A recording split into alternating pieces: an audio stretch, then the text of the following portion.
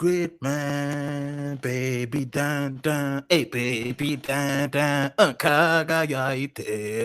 Gridman, oh baby dan dan, hey baby dan dan, who you made me, yo, konnichiwa minasan, ladies and gentlemen. I'm your host, 9-0, aka Q-Ray, aka the Human Life Machine, aka the Hot Tech Intellectual, aka Young Giga Drill, aka the Nigerian Don Dada, Lil Heart Attack, yeah, Yasutoku Ganja, Miyamoto Flashy, Hattori trapping out the bando. I don't pay for my Netflix, I got people for that. Atlanta's original otaku, aka the Millennial Fella Kuti, Young My Size, hey, gal. I'm chatting to you, raw. You're gonna dub me. Calm your butters anyway. AKA Reverend Jimmy of the Church of Opie, AKA Strong Boy Yeager, Childish Gam 90. Call me Cash the Stampede, because all I do is make this money and spread love and peace. Charles Spasnable, Bling Hyuk An, AKA that kid from Too Many Places to Count, AKA Mr. Black and Platinum. How is everyone doing tonight? And I hope we have no microphone issues, because I would hate to have to do that like again, because I really do pray that we have no microphone issues. I'm about to check the YouTube feed to see how many people are watching right now. So let's open so we can see what the chat's looking like. So man, it's been a fun day today. I've been happy today. Today has been a fun day. Yo, there's a lot of comments already. I just showed up. Oh, okay, 6 seconds. Chill out with the AKAs. Oh my gosh. So she said to delete your number. Oh my god, yo, people are just asking me random shit. Where's all this what's all this Gridman is a better anime than Kill la Kill nonsense? Yo, okay, so people have been asking me this. Why do you think Gridman isn't better? Like, how do you think Gridman is better than Kill la Kill, bro? The first episode of Gridman filled me with more joy than the entirety of like the first half of Kill la Kill. Like, Kill la Kill is cool. It's a cool show. I'm sure if you enjoy that bag, it's your bag. Like, look, not all Gainax / trigger style like stuff like this is created equal. We saw this today with Darling in the Franxx. We saw this year with Darling in the Franxx. So like, just because I don't feel like one style of it, I'm not saying Kill la Kill is worse. I'm saying, you know what? Maybe I should have said my favorite, but I can say best. I'm allowed to say best because best is how I feel. I feel like it's the best to me. To me, this is the best Trigger anime. To me, this is what I was hoping for all those years ago, back in 2011, when Trigger said they were like branching off from Gainax. I wanted more shows with this type of energy, and I'm enjoying myself. I just watched the last episode. It's fucking great. This show is amazing. I enjoy all the characters. I enjoy the directing. I enjoy the action scenes. It's fucking nuts. Like, how can people be mad at Gridman? Come on. It's such a comfy show. It's such a comfortable, fun little episodic action show that you know is going to turn into something nuts by the end of it. Because I'm just waiting. Because all the little moments with all the characters, like, it has such good character moments. Like, Gridman has some of the best character moments I've seen from a Trigger anime. Like, I don't care what any of you guys say. Like, it has some of the best character. Like, okay, the best character moments in Kill la Kill were everything that had to do with Satsuki. The way she moved, the way she controlled the scene, the way she would just like dominate with her domineering presence, the weird shit she would do all up in her castle and all that shit. But Gridman has that same level of like having interesting characters that talk in interesting ways and just interact in interesting ways that like it blows out of the water in my opinion. They're not on the same level in my opinion. They're not on the same level. Like, all right, let's see what the comments are looking like, because I'm not looking at the comments. I'm actually all right, so someone just said Cajun rice is the best food item. That's a good opinion to have. I'm actually eating Popeyes with the stream. Hey, yo, I ate Popeyes earlier today. So you know, I used to go to Morehouse College. So today was the Morehouse College tailgate. And let me tell you what the Morehouse College tailgate is like, guys. It's essentially a giant, like, just a giant block party that consumes the entire Morehouse campus. And I'm talking like at least 5,000 people in one place. it's fucking insane the amount of people that are just all over the campus during the day of the tailgate. And like there's just so many different parties and things happening that whenever you're in like a black community and they start talking about a quote unquote Project X party, yeah, just know that if you pay to get into that shit, it's gonna be disappointing. It's not gonna be what you're expecting. Niggas are gonna it's gonna be a giant party. It's gonna be like a fucking big old field of people just doing bullshit, but it's not gonna be as crazy and insane as insane as you want it to be. And it's kind of a waste of money when you could just go to a house party and do the same type of shit. Anyway, enough about my fucking personal life and all this extra. I just don't get hyped for shows anymore because so many start great and then turn to be shit for. Yeah, that's true. I like the first few episodes of Darling in the Franxx. That's kind of why I have such a bitter opinion on it right now. Like I have a real bitter opinion on Darling in the Franxx because it felt like that show got bad out of nowhere. Like, and it felt like the show got bad, but was still constructed well enough to have decent moments. And I think the decent moments made us kind of forget that it wasn't very fulfilling, with any of its other characters. Like the only characters that do anything in Darling in the Franxx are 02, Hiro, Mitsuru, and fucking like Ichigo to a certain extent. Those are the only characters that really do anything. Everyone else is just background. And how are we supposed to care about an entire team when half the team is just background and all the adults are just dickheads? Like, come on. I know the fact that the adults are dickheads are supposed to be the point, but when you make it so that like even the ones who are supposed to be on the kids' side are just not necessarily helpful at all to the kids, because how many times did Nana and like Hachi or whatever that nigga's name was, like all of those, so many times those kids would have needed like adult intervention to try and help them. Like, and it's not like they didn't have emotions, because it was very clear that Nana and Hachi had emotions as well, and if they did, they would have stepped in at least when they were trying to take 02 away, or at least like why wouldn't they try and go against Papa's orders if they already had an understanding that they should be acting a bit differently? So yeah, the adults suck. So I don't know, man. Like Darling in the Franxx was a bad show, real bad. But if it was your first Gainax-ish guy, okay, guys, I'm gonna make up a word. And the thing is, I made up this word a long time ago. And like this is the type of thing, you people who like to save things, like you people who like to clip parts of live streams and like put them back on the internet for easy consumption later on, this is one of those moments that you're going to want to do that to, in case there's somebody in the audience who wants to do that. So this word I'm about to say is Gaikei. Gaikei. Guy coming from the word Gainax, Studio Gainax that we all know and love, and K, which is the Japanese word for style. So Gaikei, how I perceive it, this is just something I came up with through just ruminating and thinking about shit. How I perceive it is Gaikei is the expressive pose-to-pose like style of animation that Imaishi got famous with. But that kind of animation existed before Imaishi. He didn't invent that. Imaishi, that's something I want to be very clear with. I'm not saying Gainax invented the style of animation that Gaikei necessarily is. I'm saying Gainax took that style of animation and basically made it that's just the mode, the what's it called? Modus operandi. I don't know. That's just their MO. That's how they fucking make shows. Or not all of their shows, because obviously there was Ava and there was now like there was Here's My Master and all the other shows, but like shows like Panty and Stocking, Chai Pasta, fucking Otaku no Video, Gurren Lagann obviously, Kill la Kill obviously, Luluko definitely, parts of Ninja Slayer from animation, and you know what? Studio Wit had one that was kind of almost in that same ballpark of show. Because the thing is, it's not just something that Gainax did or that Trigger does. There's loads of studios that do this style of animation.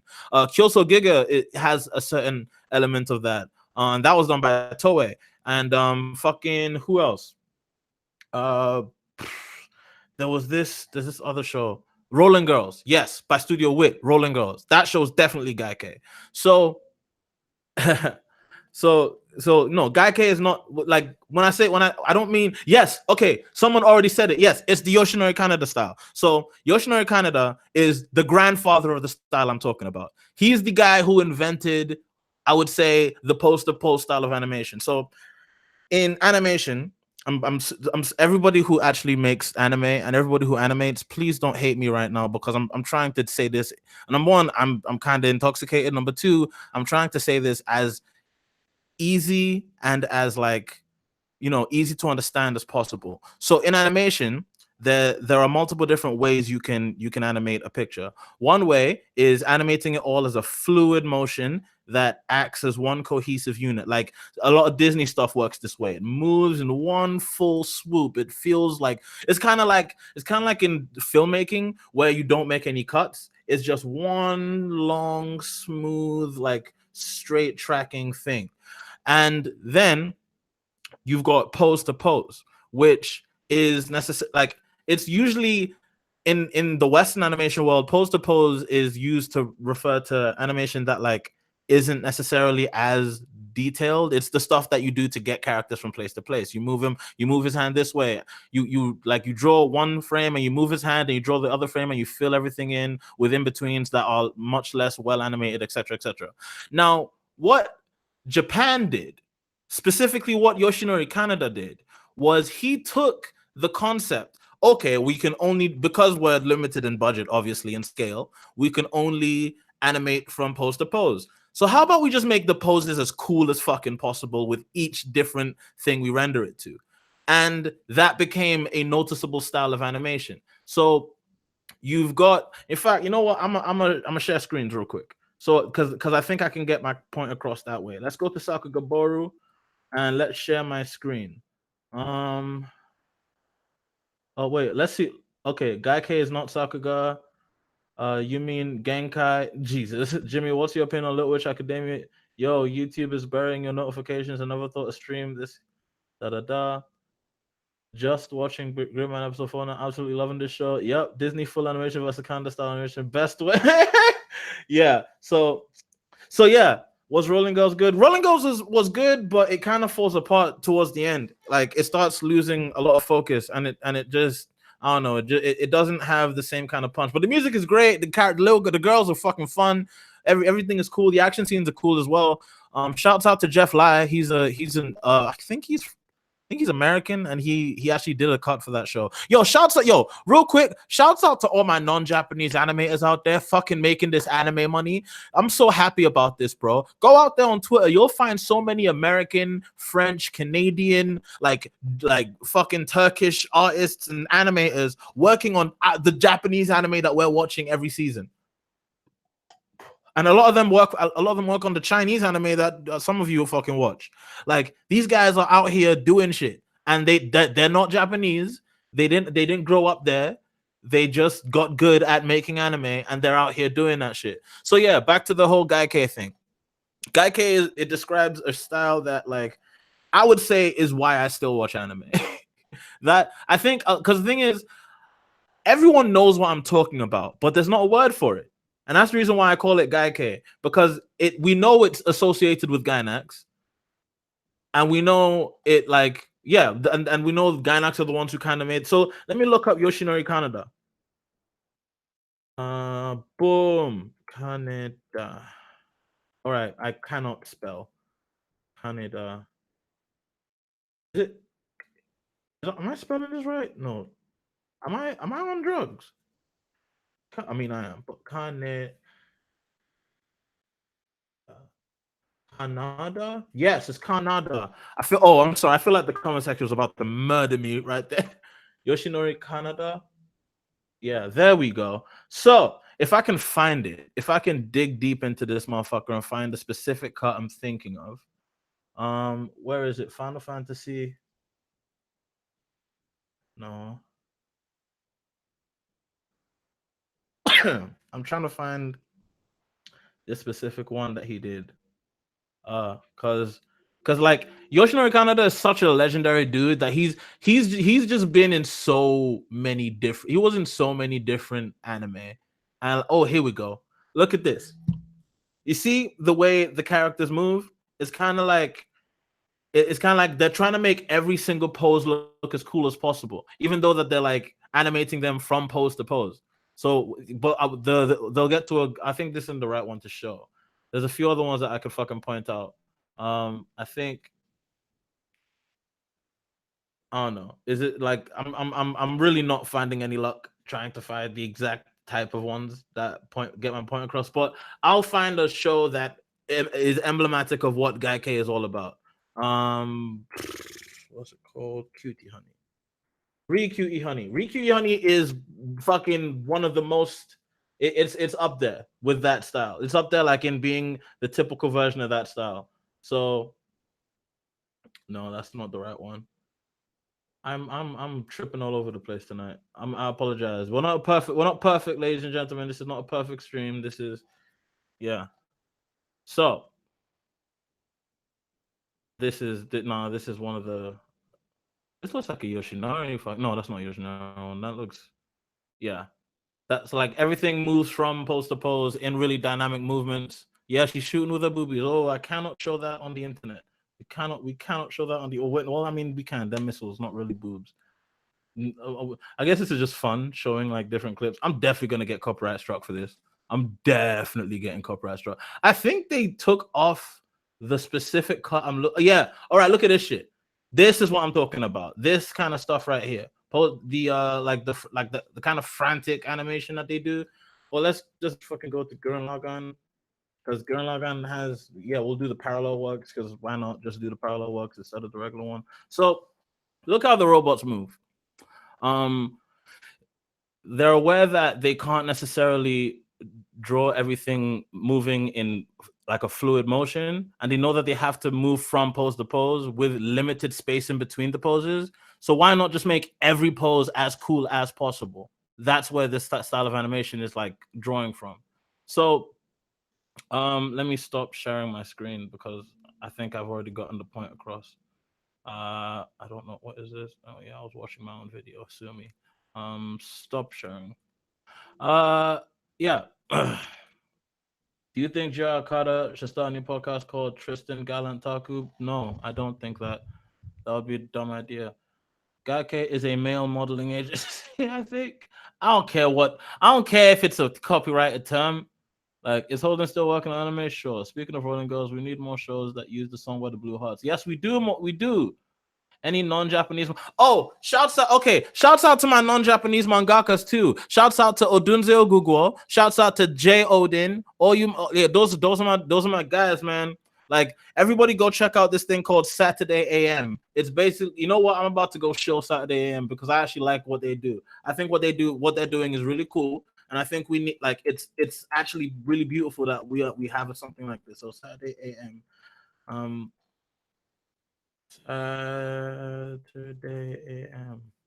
It's basically Shonen Jump, but run by English speaking people. It's let me share my screen again. So we've got Saturday AM right here. It's basically Shonen Jump, but run by English speaking people. So there's a bunch of different. This is my homie's manga that he draws. Apple Black. It's the best thing that they've got here. Let me pull it up. I think you can read the manga right here. Like Apple Black is this show that's really well, it's not a show yet, but it's a manga. It's really kind of in the shonen like sorcerer fucking fantasy type genre, like the shonen type shit.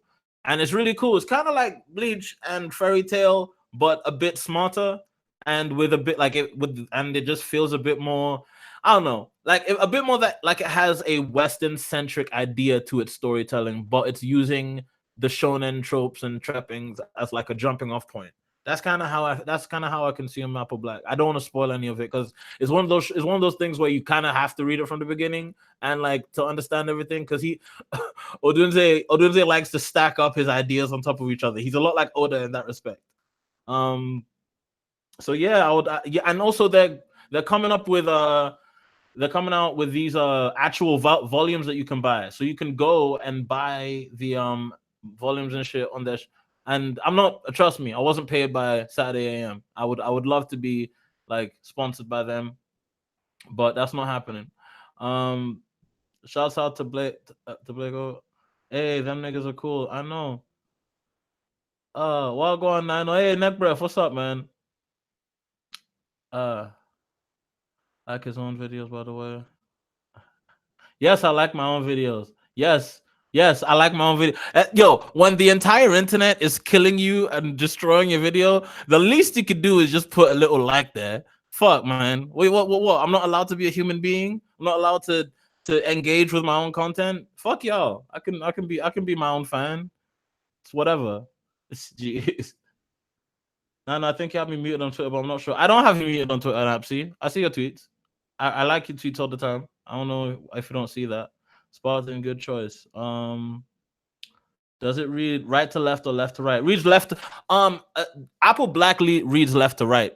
That they are manga, like they are manga in the sense that it's drawn like a manga, but Apple Black really just reads from left to right like a regular comic would. So yeah, let me.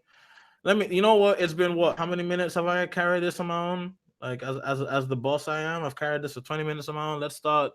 Let's start inviting some folks. Boom. One cent. Sometimes I want to like tell me I want so you're not ready. Sometimes I want to tell me I wasn't. Don't mess around.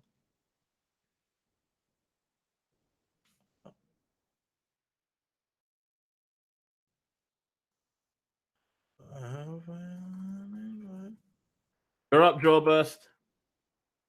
And I sent one to Pedantic 2. And I'm sending one to a bunch of my other YouTube friends just in case they want to join. Because I like to post, I like to give them entries into my YouTube world. I like having as many random people from the disparate part. Like that's my thing. I like having different people from absolutely crazy different parts of the internet just talk to each other. I want to see what happens. I think I'm like a terrible person because of that because it usually ends terribly. But I just like it. It's like I don't want to say it's like guinea pigs because that makes me seem like a eugenicist. But I just want to pit people against each other and see what happens. Just can you invite me? Pass or fail?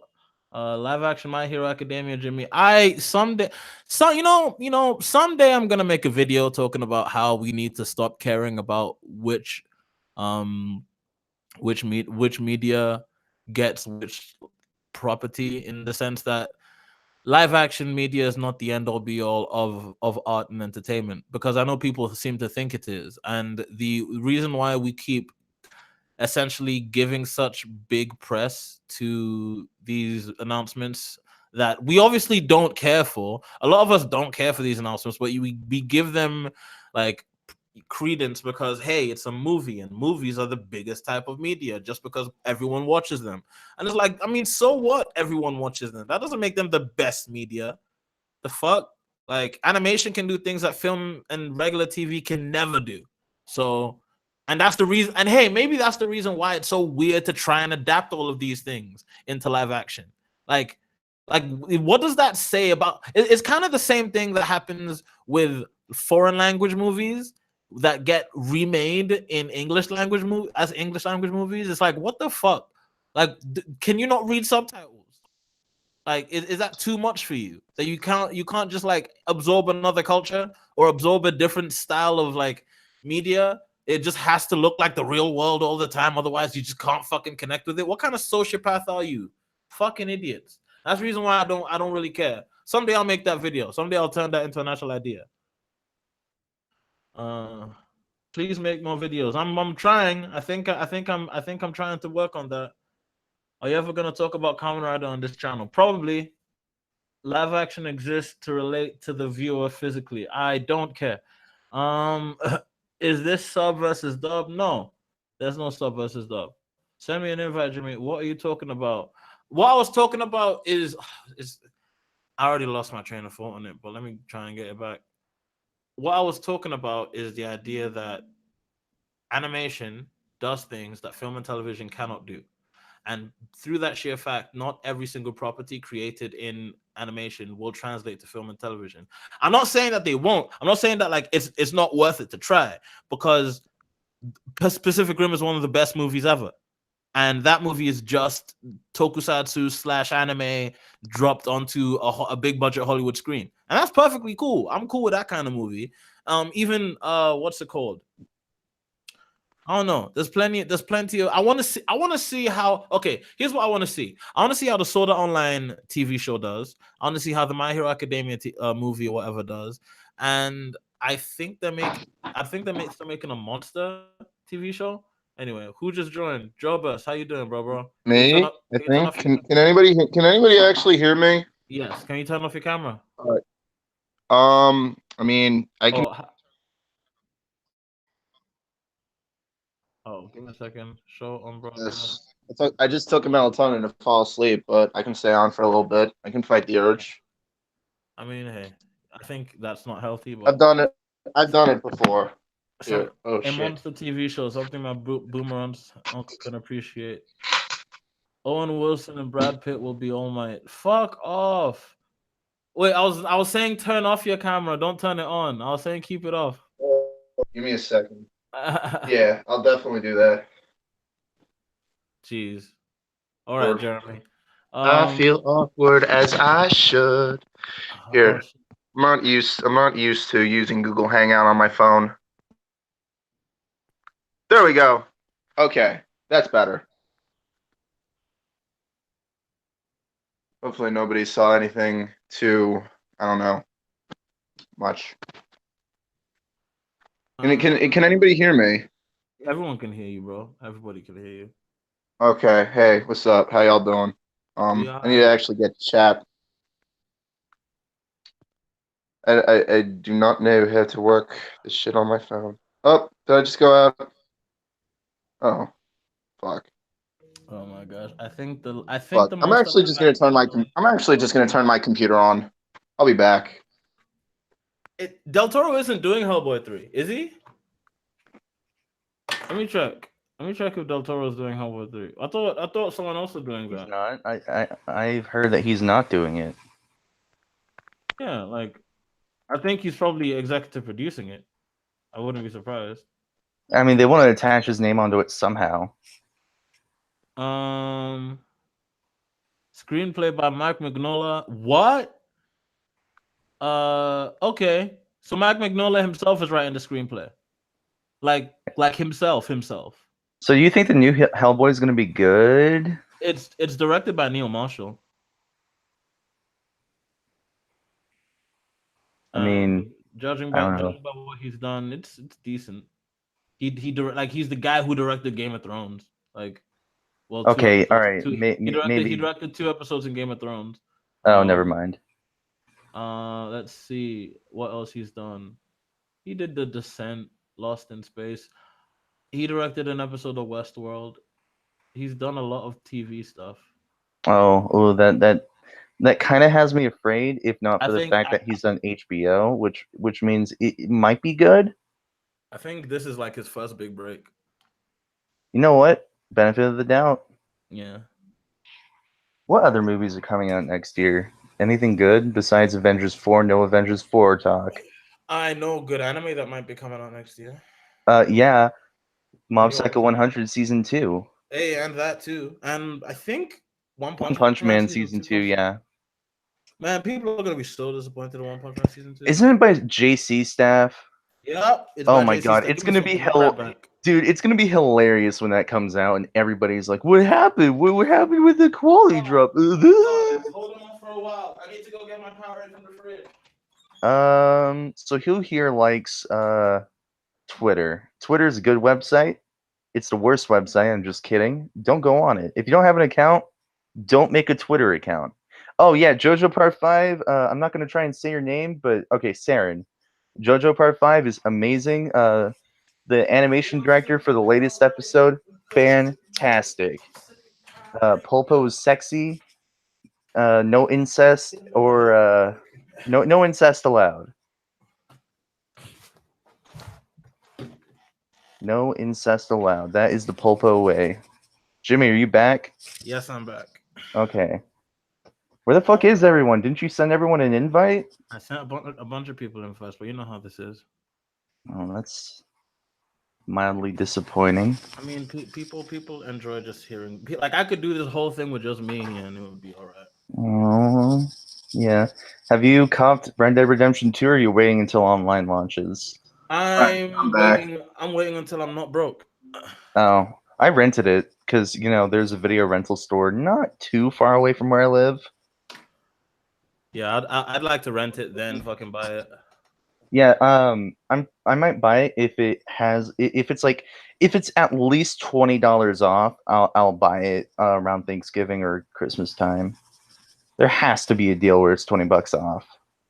It's gonna be Black Friday. They'll do that. Yeah, and Or so Cyber Monday. I played maybe an hour of it so far, and it has that bullshit that modern games do, where it has that drawn out, long ass intro sequence that teaches all the customs, and I guess it's okay, but like I hate that bullshit because it just kills replayability. I'm never gonna want to replay this game because I have to The go through opening that. sequences. Because it's so fucking long, and I'm gonna have experienced it, and you don't really get much from that kind of shit on a second playthrough. Like the Yeah. first playthrough, fine. Like it's a good experience. It shows you what to do.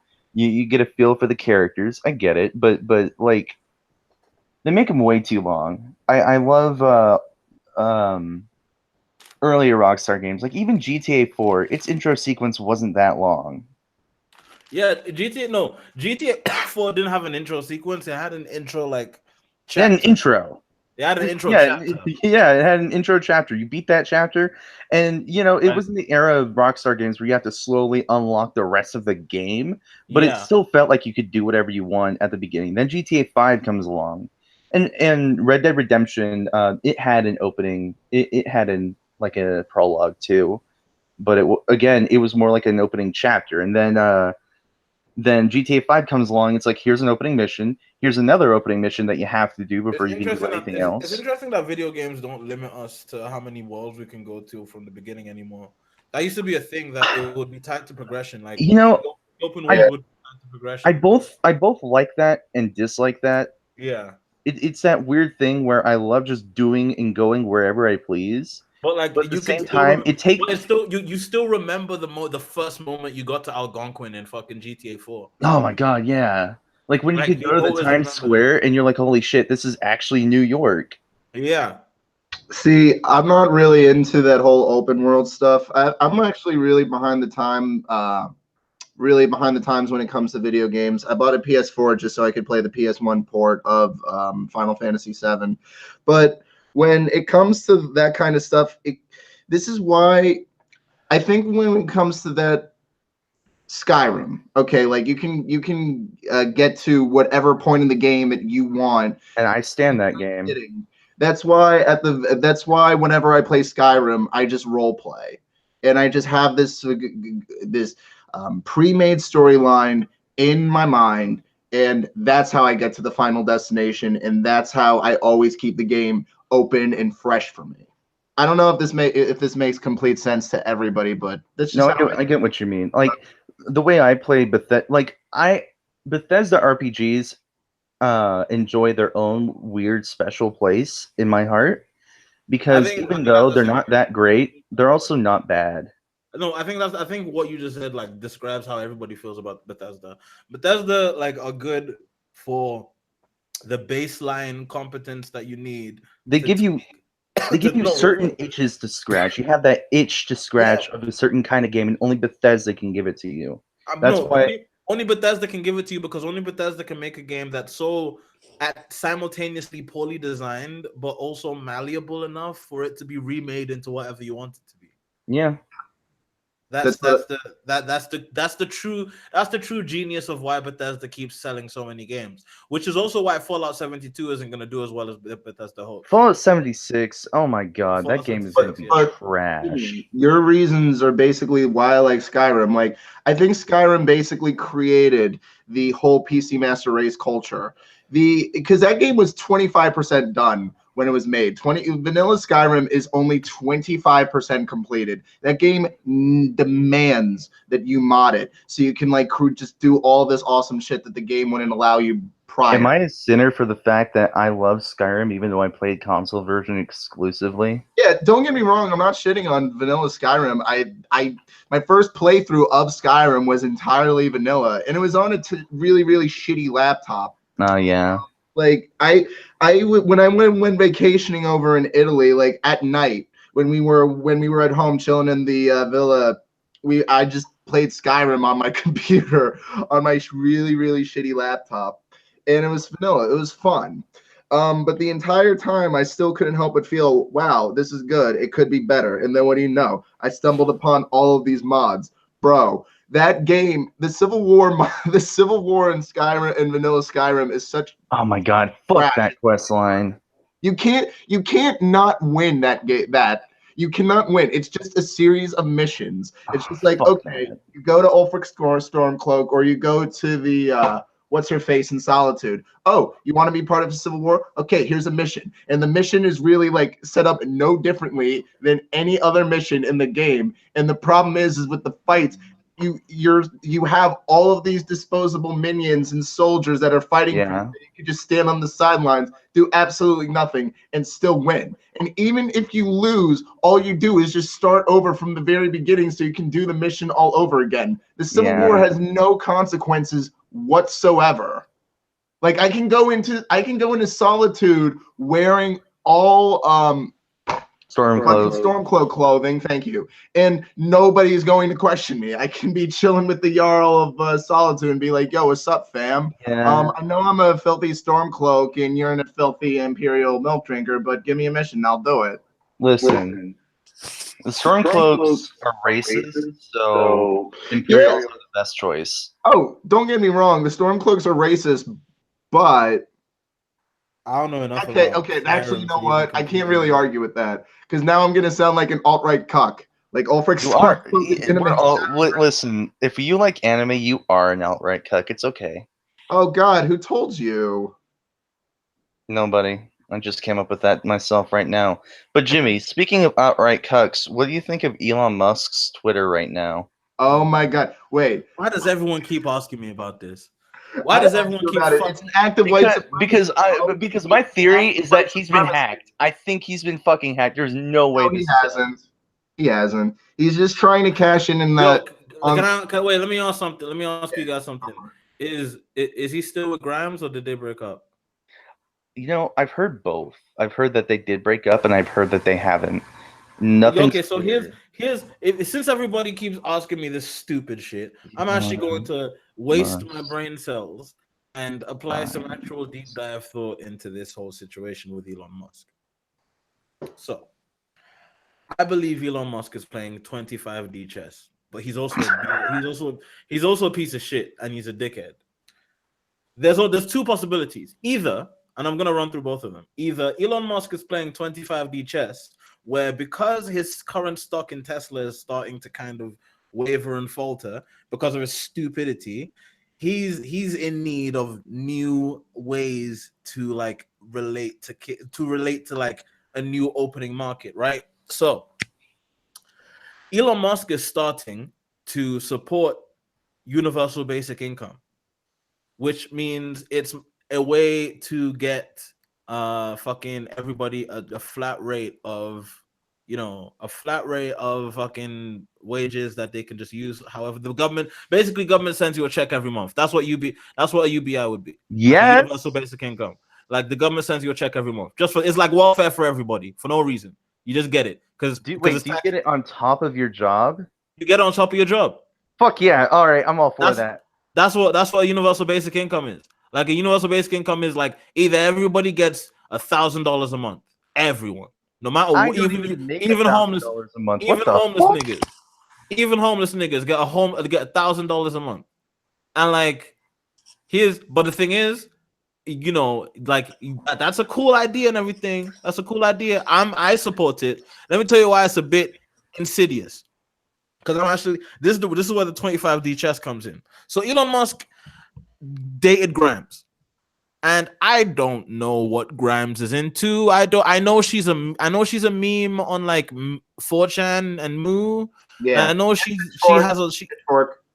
yeah, and Pitchfork, and she has a really like strong fan base in like the alternative white kid community. I know that's a thing. Yeah. Like She's so- also adorable. I've never listened to a So- Grimes song in my life. So here's the thing about Grimes, though. Here's the thing about their relationship. I think she somehow like was able to teach Elon. She was able to turn Elon into kind of a weird nerd. Like Elon probably didn't understand the internet or didn't understand the deep internet culture the way we understand it. He was kind of like a surface normie, and then Grimes kind of turned him into a not normie. And now Elon genuinely feels kind of like, you know, oh yeah, I can target these people now. Wow, because if I'm able to like get, I'm not speaking on this in the terms of like a conspiracy or whatever, but like if these young kids are the car owners of tomorrow and also the investors of tomorrow. Musk has 5 sons. What the fuck? Yeah, and his mother looks like. Oh wait, this quote is copyright patent 90 2018. Elon Musk's mother looks like she's a scheming against the Powerpuff Girls. Yeah, Elon Musk's mom looks like a supervillain. Totally. Go look up Elon Musk's mother. Go look at what she looks like. Grimes and Musk are still dating. Like they unfollow each other for a while, then refollow each other, and they've been seen together. So yeah, they're still dating. So what I think it is Elon is getting taught a bunch of this new shit. And now he's like openly doing it to impress Grimes, to be like, hey, I've become like a cool guy now. I understand the memes. And now that's what he's doing by trying to get into anime. And to be honest, people don't understand why I was upset with Elon Musk and why I think he's a dickhead for all of his stupid new tweets. This is why. Because you can't wriggle your way in here with your super villain money and your electric cars and just start warming up to the weebs. You can't just wriggle your way up to an ignored subculture and just be like, hey guys, I'm one of y'all, right? No, you're not. Because if you were, I don't know, you'd kind of act better around people who are our age and trying to work and get jobs. Just thinking, you wouldn't drug test your employees and then go smoke a blunt on Joe Rogan. Like, what the fuck? Even inhale. You didn't even, and your bitch ass didn't even inhale. Like, I think beyond anything, I can't fuck with Elon Musk because his bitch ass didn't inhale. I think that was when I truly turned against him. Like, I couldn't fuck with Elon Musk from the point where I saw that he couldn't inhale. Fuck that nigga. Yeah. So moving on. That's my stance on Elon Musk. Alrighty then. Oh yeah, Jimmy. So Sabrina, the Chilling Adventures of Sabrina just came out. I will watch. I need to finish Riverdale and then I'll watch Sabrina. I'm pretty sure they're unconnected. I don't know. Actually, I'm gonna look that up. I've heard contesting things about it. I'm fairly certain they're connected. Are Riverdale and 13 Reasons Why? What the fuck? No. Wait, Sabrina's connected to 13 Reasons Why? No, it's just something that was popping up when I was Googling this. She puts hexes on kids and they get depressed and commit suicide? Adventures of Sabrina connected. It's interesting so far. It's a lot prettier than Riverdale. I'll give it that. 4 cars per day, by the way.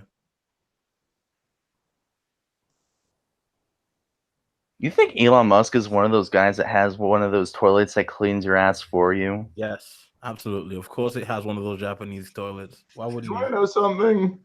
What? Those toilets are amazing. Huh? Those toilets are amazing. Yeah.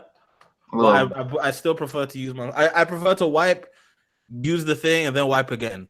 That's what I prefer to do. I'm always afraid that my ass is never too clean. I mean, your ass can literally never be too clean. It can't be. So I guess it is a spinoff of Riverdale, but I don't know if there are any connections. Shut up, you literal boomer. Fuck you, nigga. Shut your Zoomer ass up. Mhm. Let me tell you something, Zoomers. Oh, fucking. See, Let me tell you unlike something. Elon Musk, Jimmy Let me inhales. tell you something, Zoomers. You fucking Zoomers. You better understand that the Boomers, and I ain't talking to baby Boomers. Fuck those niggas too. Fuck the baby Boomers and fuck the Zoomers. But the Boomers, aka the Millennials, aka the Millennials and the cool half of Gen X, we ain't taking your bullshit. We ain't taking your bullshit. We're next up? We're the next up who's gonna run the world. Y'all can be y'all are the kids who are gonna watch us run the world for a little while, and we're gonna turn this shit around. We're gonna fix this bullshit. But do you have that much faith in millennials and like the good half of Gen X? Yes. Explain. I don't know. The air just feels different. The air feels it feels less 1990s and it feels way more 1960s. Yeah, I've been saying that. 1970s. I've been saying that for a while. The 2010s, this era of Trump is definitely the new 1960s. Yeah, I know, and we're almost creeping into the 70s too, which means it's gonna be a lot more like out and We out. already have like Nixon, except Yeah. like Trump is definitely worse than Nixon. You know, this is probably going to be a little bit of a controversial statement, but Nixon doesn't look that bad anymore compared to like. Shut up! Don't even.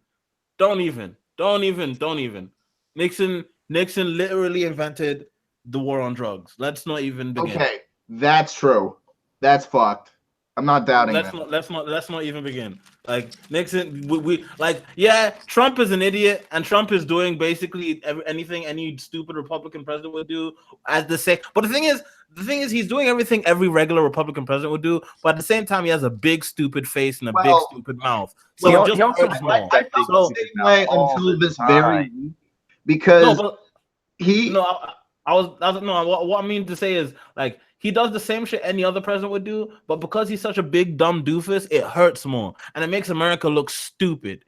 And like, I think that's the reason why America, like the countercultures, are really rising up against that because they're tired of looking stupid. Well, like there's more to it than that. I have always said that for a long time. He's only doing the dumb shit that any other Republican president would be doing. What's the difference? He's just a shit posting troll. But then all of a sudden, the minute I say that, all of a sudden you have these bombs being fucking mailed to Hillary Clinton, Obama, and like Robert De Niro for some reason.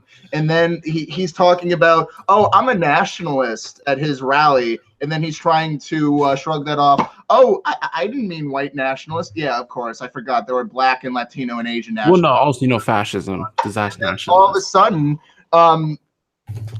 there's a fucking shooting in Pittsburgh at a synagogue, the very same synagogue that my dad went to as a little boy. Okay, he's legitimizing toxic behavior on the internet. It's not even he's legitimizing. He's literally radicalizing these people. He's giving me like, hey, I agree with you because I want you to buy into my garbage platform.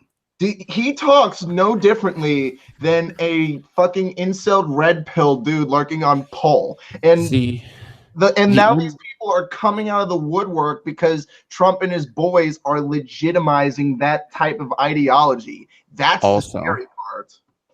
Also, like if people are like Trump's the worst person we ever can have, I'm like, no, Dick Cheney still exists. Dick Cheney still exists. If Dick Cheney was president, the doomsday clock would be 30 hours past midnight. We'd all be dead. Yeah, there are definitely worse presidents than Trump. Like Nixon was like, let me destroy the black community by pumping drugs in there. Reagan was worse. Oh. Let's not talk about Reagan. Reagan was like, I'm gonna lower taxes, except nope, I raised taxes on the payroll tax. So if you were poor, you were getting taxed more. But if you were rich, you were getting paid less. But the system lied to you. But hey, people, Reaganomics works, guys. Yeah. That's why we're all doing great. Yeah. Fucking Reaganomics. Reaganomics got my dad laid off for fucking 2 years at Mobile in the 80s. And then remember how Bush Jr. deregulated? He's like, yeah, I'm going to deregulate everything, man. That's going to work out great. Let the banks do whatever they want. It's not like they're going to, sell bullshit stocks and then bet against them to make money, then destroy their own companies so they can bail themselves out and then pay themselves off. It's not like the banks are evil. Bro, can we just have like Bernie Sanders be president? He's too old. He might die. You won't. Hey, no. I don't fuck Also, with that. I don't fuck with that logic. I don't fuck with that logic. He can. Do you know how old niggas can be nowadays?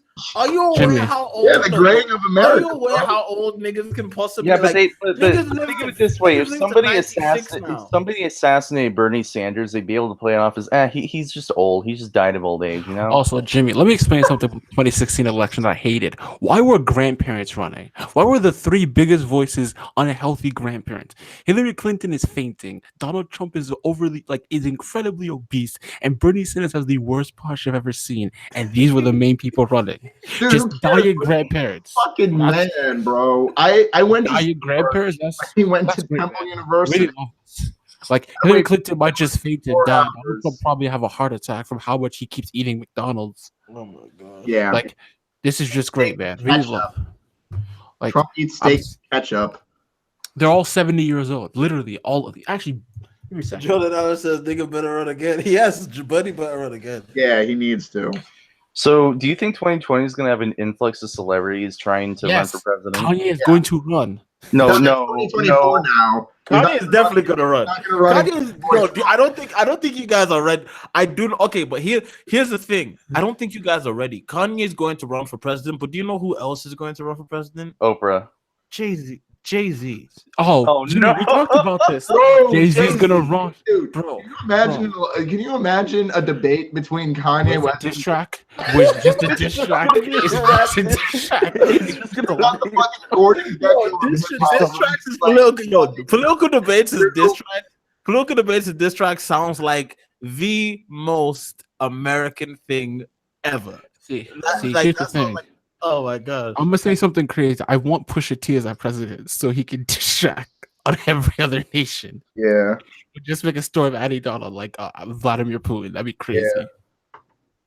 I never met Someone said you have to be over 35 years to run for president, or am I wrong? Yeah, you have to be over 30. Both of them are over 35. Jay-Z's Both of them are in their 40s. Both of them are in Both their of them are 40s, bro. Both of them like 40 something, bro.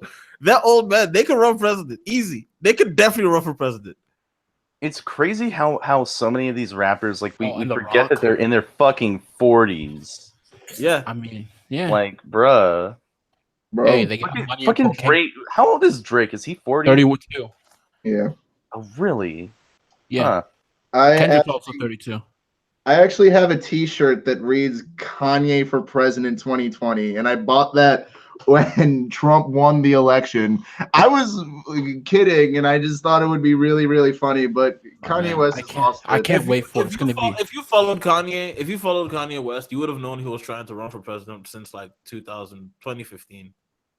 Yeah, I know that VMA speech. I saw that live.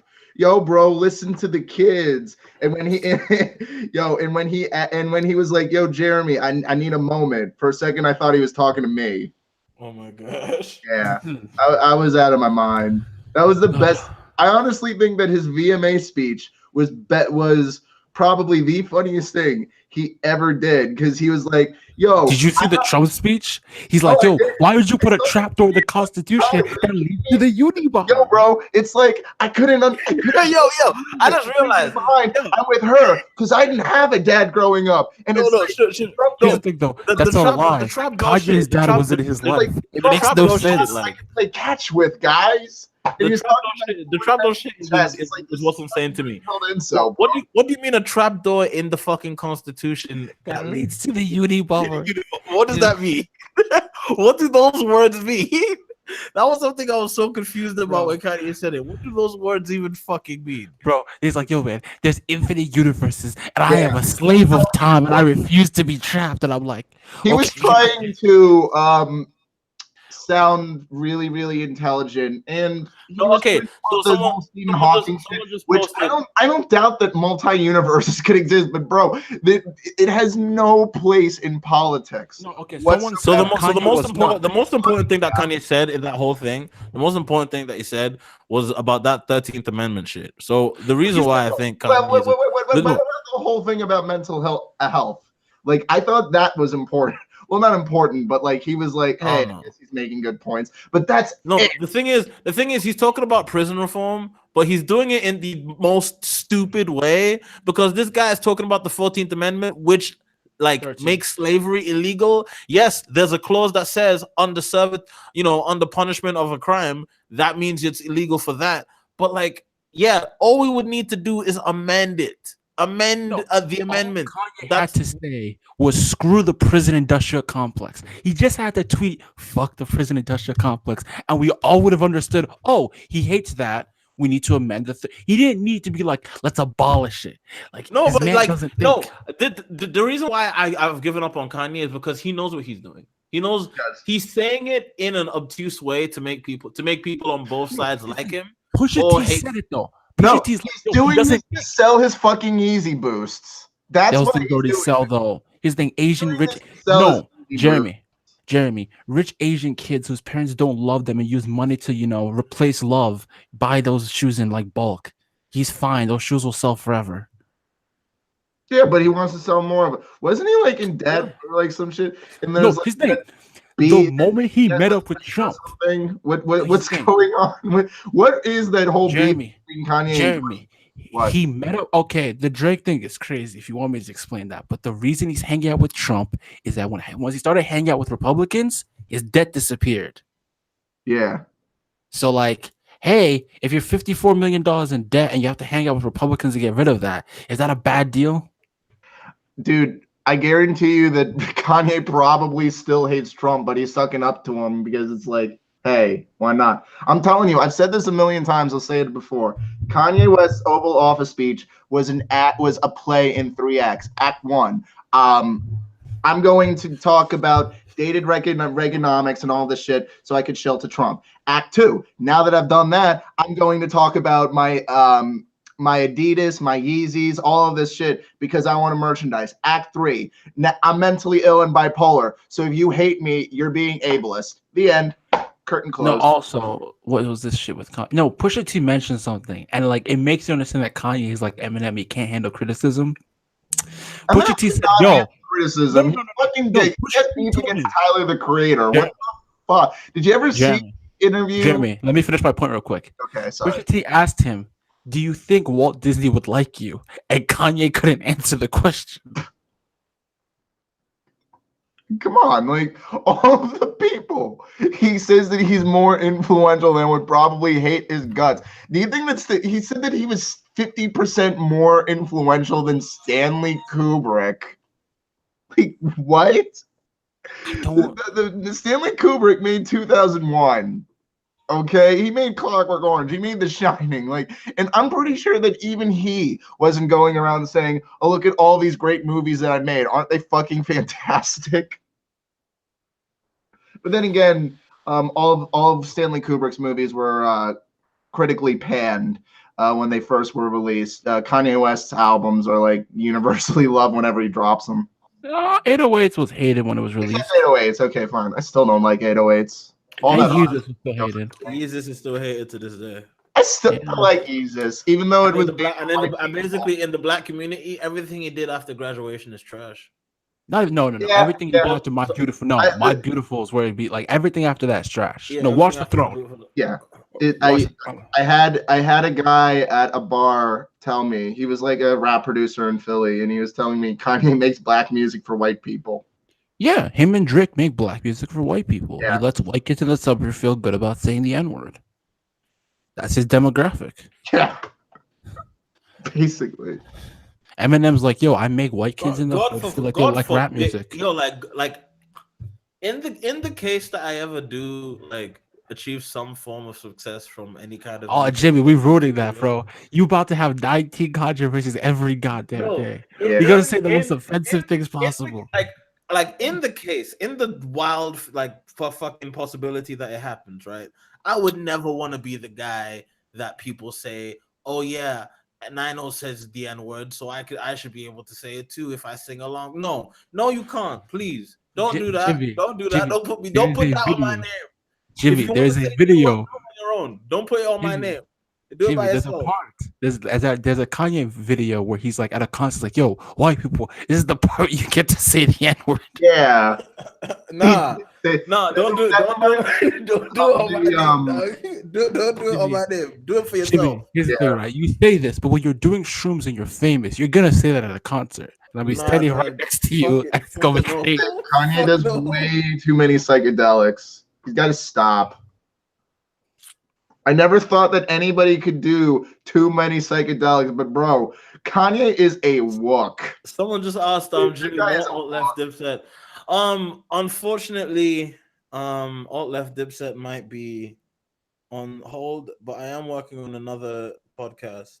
The reason alt left Dipset is might be like not actually a thing is because my friend Aaron, who I did it with, Death by Data, he is moving to LA. So Why are you guys are in the neo capital of entertainment, and you're moving to the old capital of entertainment. no, Why? he's moving to LA for YouTube. That's a worse reason. No, he's doing it for YouTube. He's doing it for YouTube shit.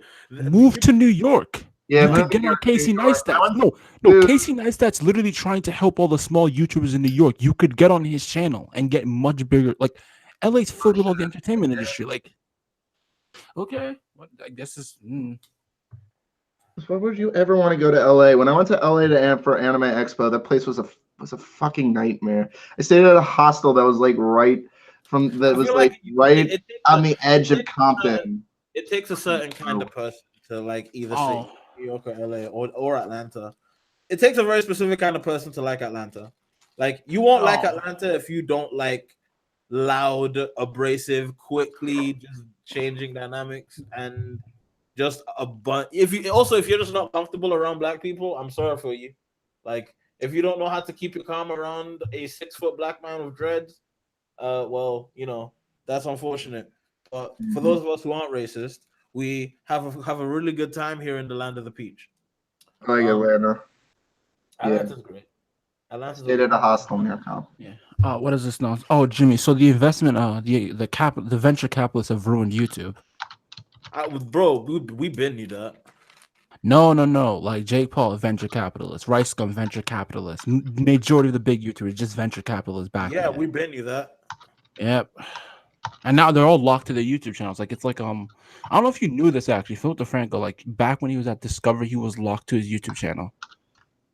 Like he had like a deal that required him to make 4 videos every single week.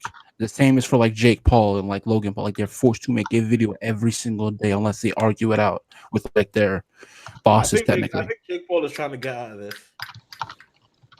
It was a bad idea, probably. But like I feel like Jake is trying to get out of this, like trying to get out of that because he wouldn't have made that in the mind of Jake Paul shit with fucking. Nah, his views are going down. It's probably just a sympathy card. Nah, I don't think. Dude, I'm trying to give the benefit of the doubt on this one. There was a time where Jake Paul was getting 400 million views every single month. Think about that, bro. There's easier ways to get the sympathy card. But then again, Shane Dawson is making a bunch of videos with Jake Paul's name in the title. But then again, anything with Jake Paul's name in the title fucking gets views. No, Jimmy, now he's at 84 million. He used to be at 400 million. Now he's at 84 million a month. Well, it's still 84 million. Like that's still a for the venture capitalists who own your channel. That's not good enough. Well, who cares? Like if you get fired, then so what? They take your channel. Remember, Ray William Johnson's lost his Your Favorite Martian channel. Start from scratch on your own. Jesus, you already got the clout. Like it's like a use for you situation. You leave, you already got the clout. You go like if Jake Paul gets kicked off of whatever media shit he's on, do you know what a Jake Paul on his own can do? Jimmy, you have to remember, he'd have to make a new merch company, and he wouldn't have the right to his own name for merch. Well then don't call it your name. Like start a new name. Make videos, blast that new name. Like they can't if they try and keep selling clothes with your name on them, fucking sue them because they can't use your legal name on merch that isn't your. Like come on, that's unless you signed your rights away. Like if he's breaching the contract, then he still has his rights. If he breaches the contract, unless his contract is written like it just in the worst possible fucking way, and his lawyers never looked at it, which I doubt is the case. Like, Yeah, but remember, this is an Ohio kid who came to LA. You think the venture capitalists didn't just immediately jump on him? That's the problem. All these kids are just being made. I think him and his family are smarter than that. I think him and his family like I prefer not to view what people see on the internet as what the people are in real life. I think he and his family are smarter than what people like. They wouldn't just like allow their kid to be fucking signed away in a shitty deal just for some small level of clout. Because like remember, Jake fucking dropped out. He fucking like dropped out of high school to go do this shit. So he wouldn't just settle for some really shitty deal, even if he was really like fucking into this stuff. Why am I still talking about Jake Paul? Gridman, yo. So this show is insane. Gridman is the best anime of the season. Why the fuck don't people watch it? What's wrong with you? What's wrong with all of you kids? What's wrong with all of you kids? I want to actually get mad for a sec and see where it is on our anime's most watched. Oh wait, give me a second. Yo, Rocks versus Uzi. Technically, not your name in itself, but the brand of your name. So like his name on his merch, he might have sold the rights for that because he doesn't own his own company. Someone just said fucking anime of the year.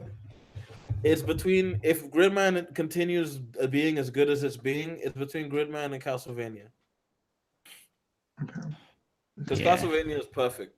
Castlevania season 2 is perfect. I mean, SAO is pretty decent now because they abandoned every single aspect of the entire show and just were like, we're just putting him in a new virtual world. Screw everything else. All the other stuff doesn't matter.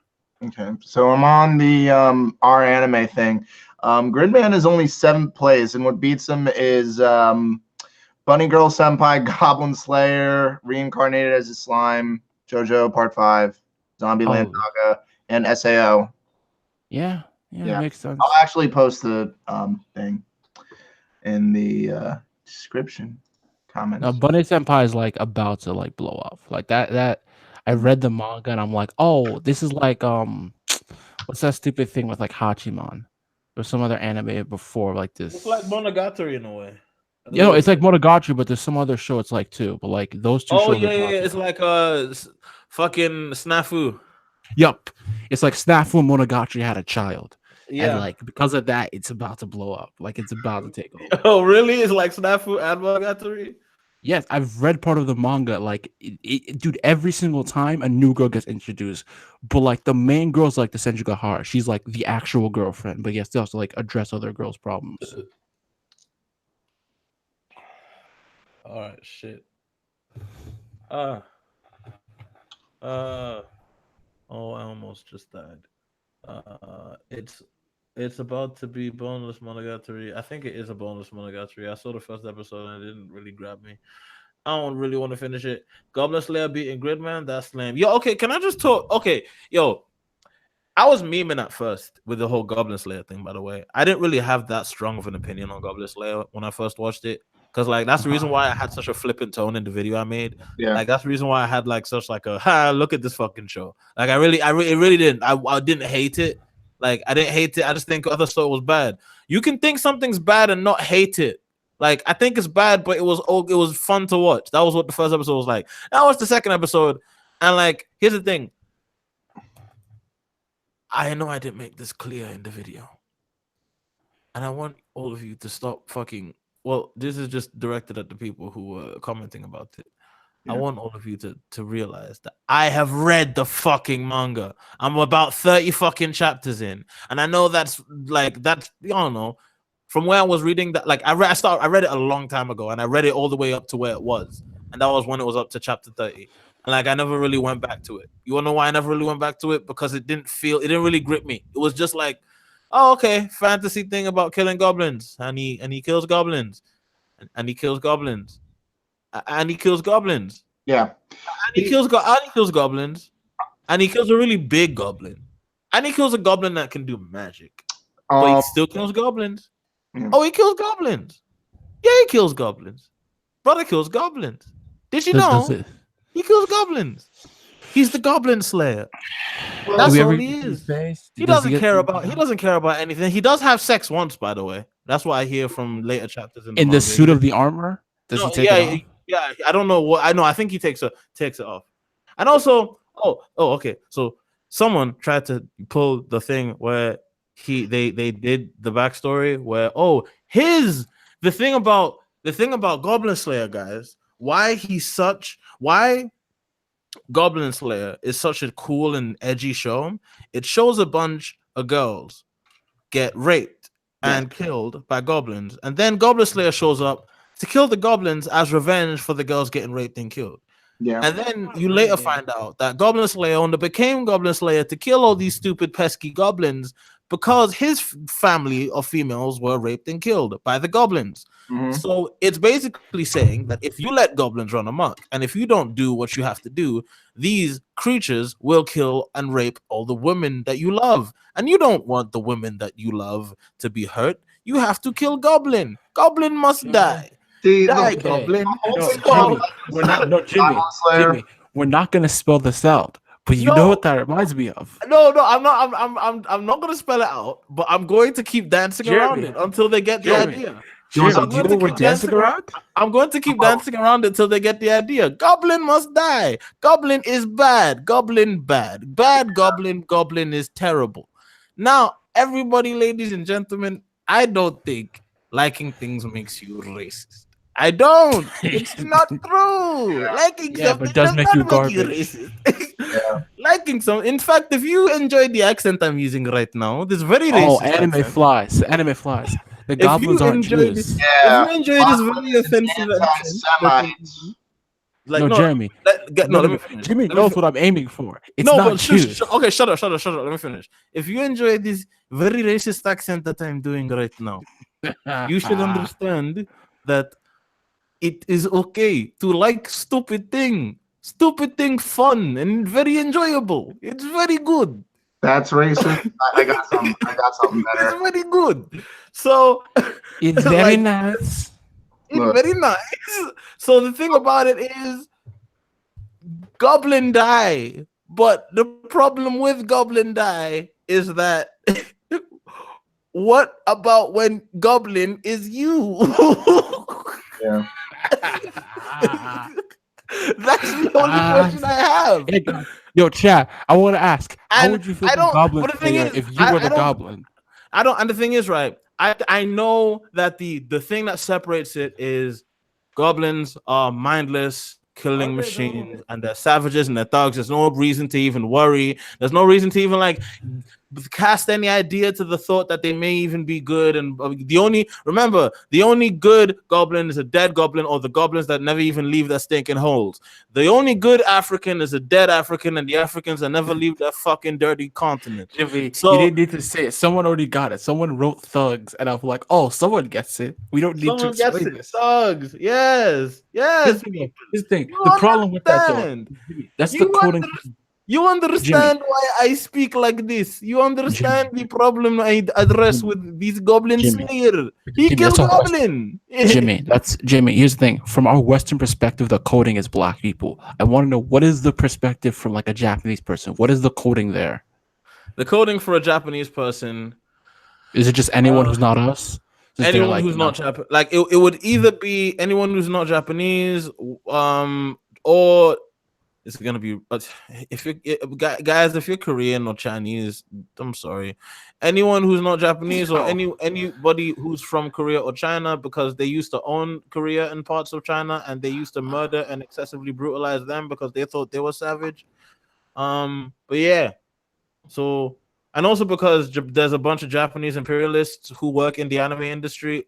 For example, Hajime Isayama, the guy who writes and creates Attack on Titan, repeatedly has said in the past that you know what? I could be wrong.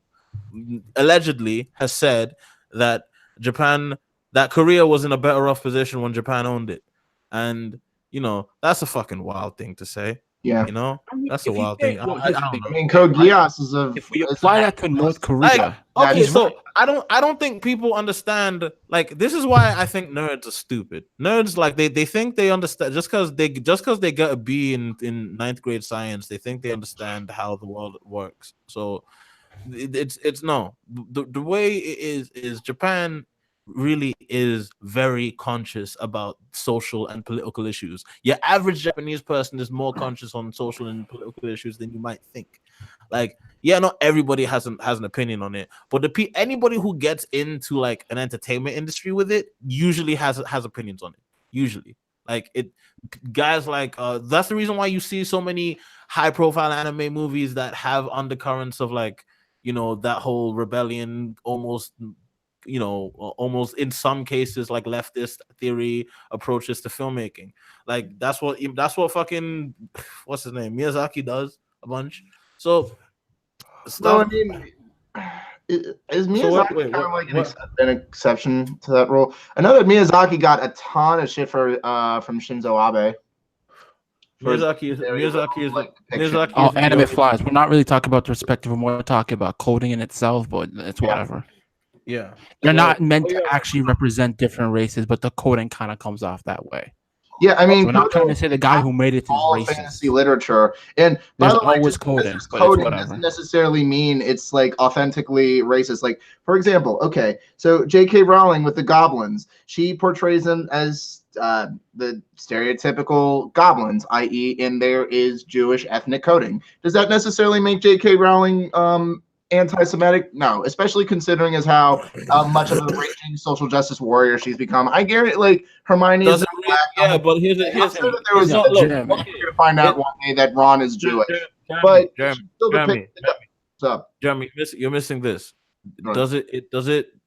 Is it what it does or what it is? Because what it is definitely how can I put this? What it is definitely like shit. I'm blanking. What were we just talking about? Goblins and how Coding. they're anti-Semitic. Yes. How So lot- yeah. Okay. So J.K. Rowling made the goblins look the way they did in a certain way, not necessarily because she thought about Jewish people looking that way and everything. Okay, But the because apostles of Berserk don't represent a race. Again, we're just talking it's about like coding for purposes. We're it's not like, talking about if you think legit about it, race it's like representation or shush, perspective. Jesse. Sorry. Jesse. If you think about it from a perspective of like passing down ideas and iconography, yes, she took it from Tolkien.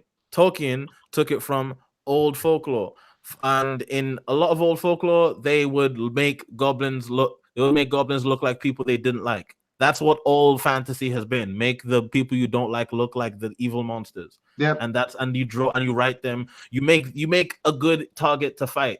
And for a lot of Europe, Jews were the target to fight, and that's why goblins are the target to fight. And people forgot and erased the idea of anti-Semitism, but it didn't erase the traces of it that you find in a bunch of other media. That, my friends, is a classical example of white supremacy in media. It's when you get rid of a certain thing in the social sense, but you still got the lingering aspects of it that permeate all the way through different strands of TV shows and media without us even knowing it, because it's just been there. That's how we just know. We don't even think about it, but it's there. So again, it's not necessarily what it is, it's what it does. Because what it is it's just goblins. What it does is give people with the innate desire to hate a specific Stardust Platinum. We're not saying, like, again, yeah, we're just talking about coding right now. The coding is not like I'm addressing the chat because some people in the chat don't get what coding is. They think we're trying to say the show's racist. The funny, I'll get to it in a minute because Jimmy's on a roll. But honestly, that whole Goblin Slayer, like, anti-Semitism, that's not the main.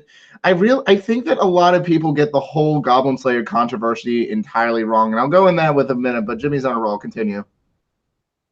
Thank you. Before I was so rudely interrupted. I'm sorry. Sorry. So it's not what it is, it's what it does. So what it does is you know, it sustains and proliferates a white supremacist narrative.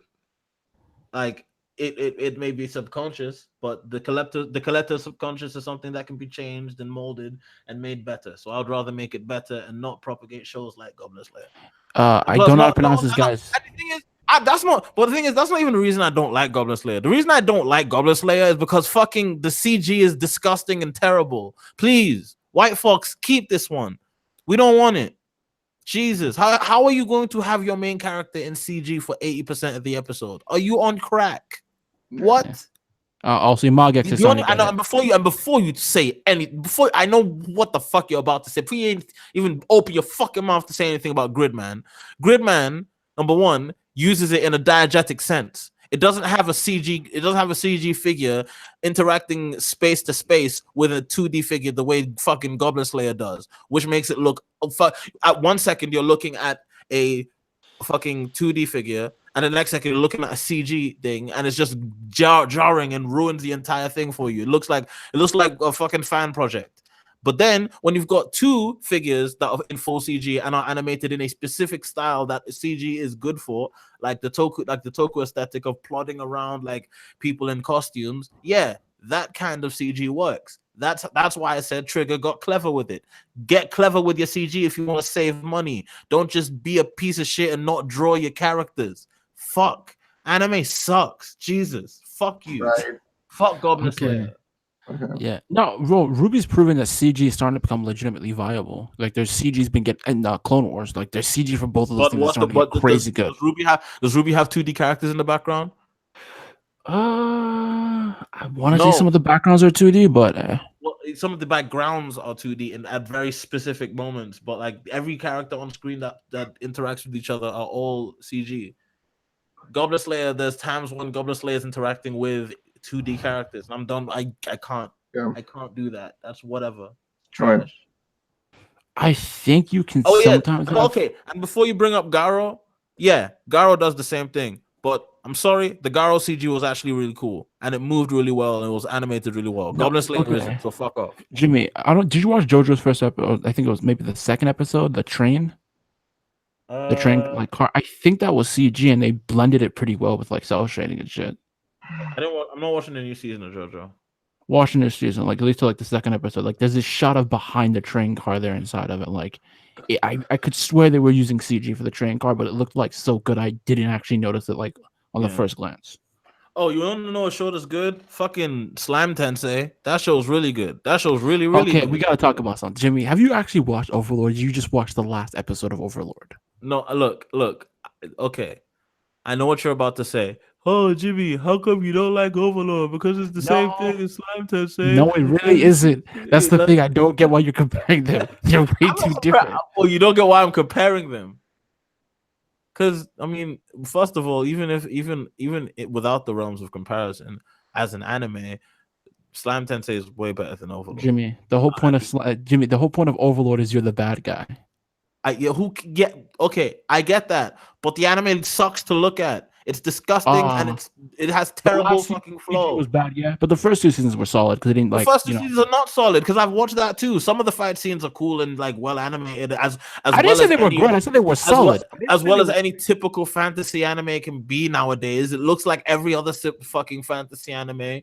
And it's all because they play up one character to be. It's got One Piece syndrome. That's what it's got. It's got that fucking same stupid ass shit that One Piece has, where they like play up a guy to be so fucking powerful, but they don't show any of his shit until one big moment and they blow it off. And apparently, when they blow it off in fucking this season of Overlord, it looked like garbage with all the trash CG everywhere. Yo, Overlord is trash. Don't even try. Jimmy, don't talk to me about it. I don't. The reason Madhouse is making Overlord is because it sells. It sells way too well, and they're like, "Look, we could put no effort, and it will just make us money." Yeah, it's Madhouse's show that they're treating like a Toei anime. Because they have something now to fund the studio that they don't need to worry about, and there's way too many novels for this thing, so they're good. Yo, what I've noticed is stupid kids are going to fund bad anime forever. Like I think you mean the anime industry, because when we were stupid kids, we were watching trash shit too. So I'm not about to pretend. Whoa. Jimmy, the when we were trash I kids, watched was better than trash. I'm not a stupid kid anymore, and I'm still watching stupid. Yes, trash. Overlord is like- Madhouse. It's just their anime. They don't put effort in to make money. But no, Jimmy, our trash was better than everyone else's trash. I mean, well, no, we had Asura crying. That was pretty trash. Jimmy, I don't remember that anime, which means my brain either blocked it out of existence or it's just so bad I don't care. We had Blast Writer. That shit was kind of trash. Jimmy. Okay, I found out from people don't really remember the shows that got lost to time, dog. People don't remember the shows that we grew up on that got lost to time. They forget because there was not much to remember. Ooh, man, anime is fucking weird now.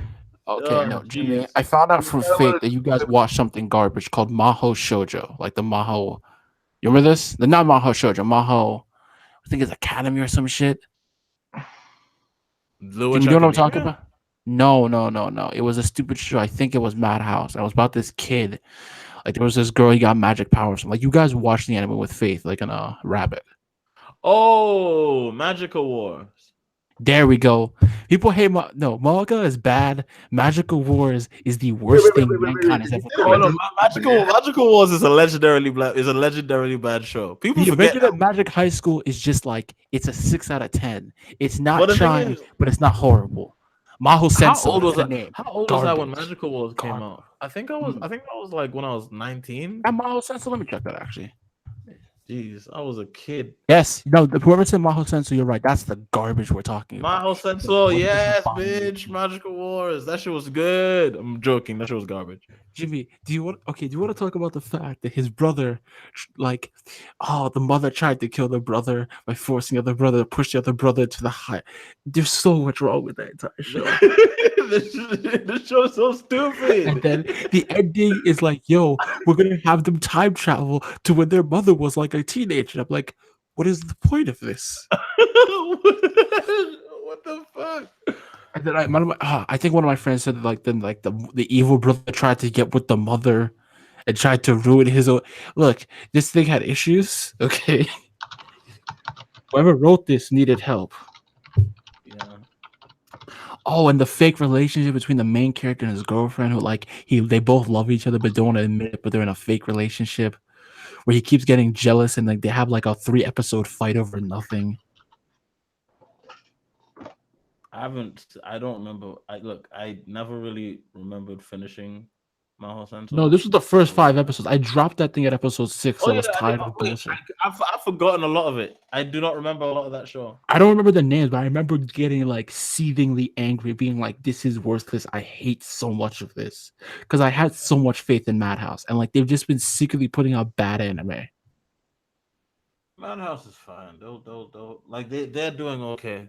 The thing is, they should have taken One Punch Man season 2. It could have turned it into. It probably didn't make enough money. Though. That's probably the problem. Yeah. Also, I'm still pissed about Batum and No Game No Life. Also, regular Magic High School sold well, which is like, I wonder why they didn't continue that too. Like, that's not a good anime, but like it sold well enough that they should have continued it.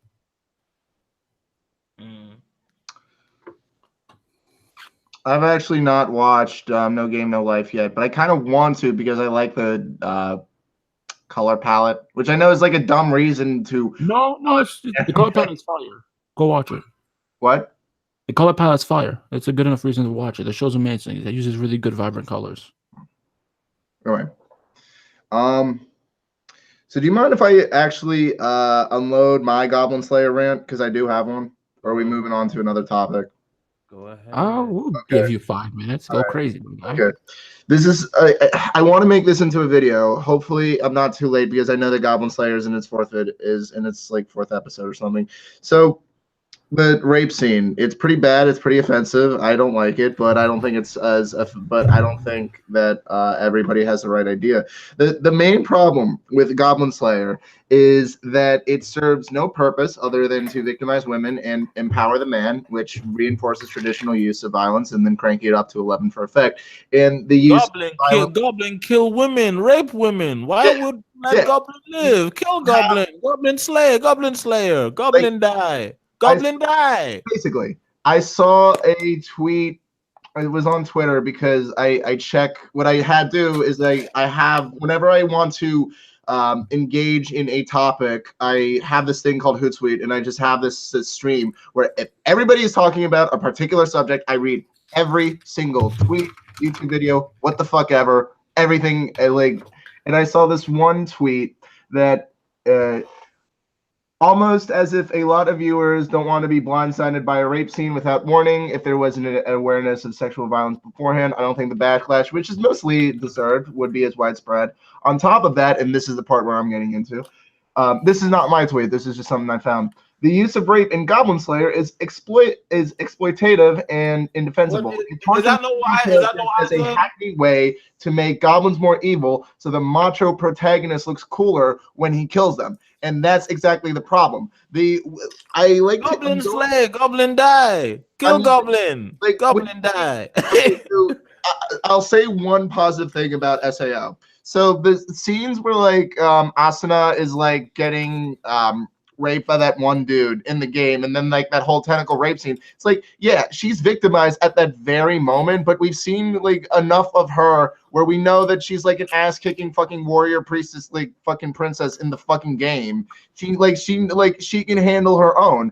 Not to mention like male protagonists in fantasy anime. Like look at fucking Re:Zero, where Subaru is like getting fucking torn to shreds by Rem. Like a lot of main male characters in anime, particularly fantasy anime, like they are shown to be vulnerable. They are not the definition of masculine manly men. Whereas in Goblin Slayer, the main character is literally just that. He's like the fucking. He reminds me of like a Clint Eastwood character, like Outlaw Josie Wales. Where okay. You know why I break it down into such simple and like silly and insulting and like judgy terms? Why I keep saying Goblin die?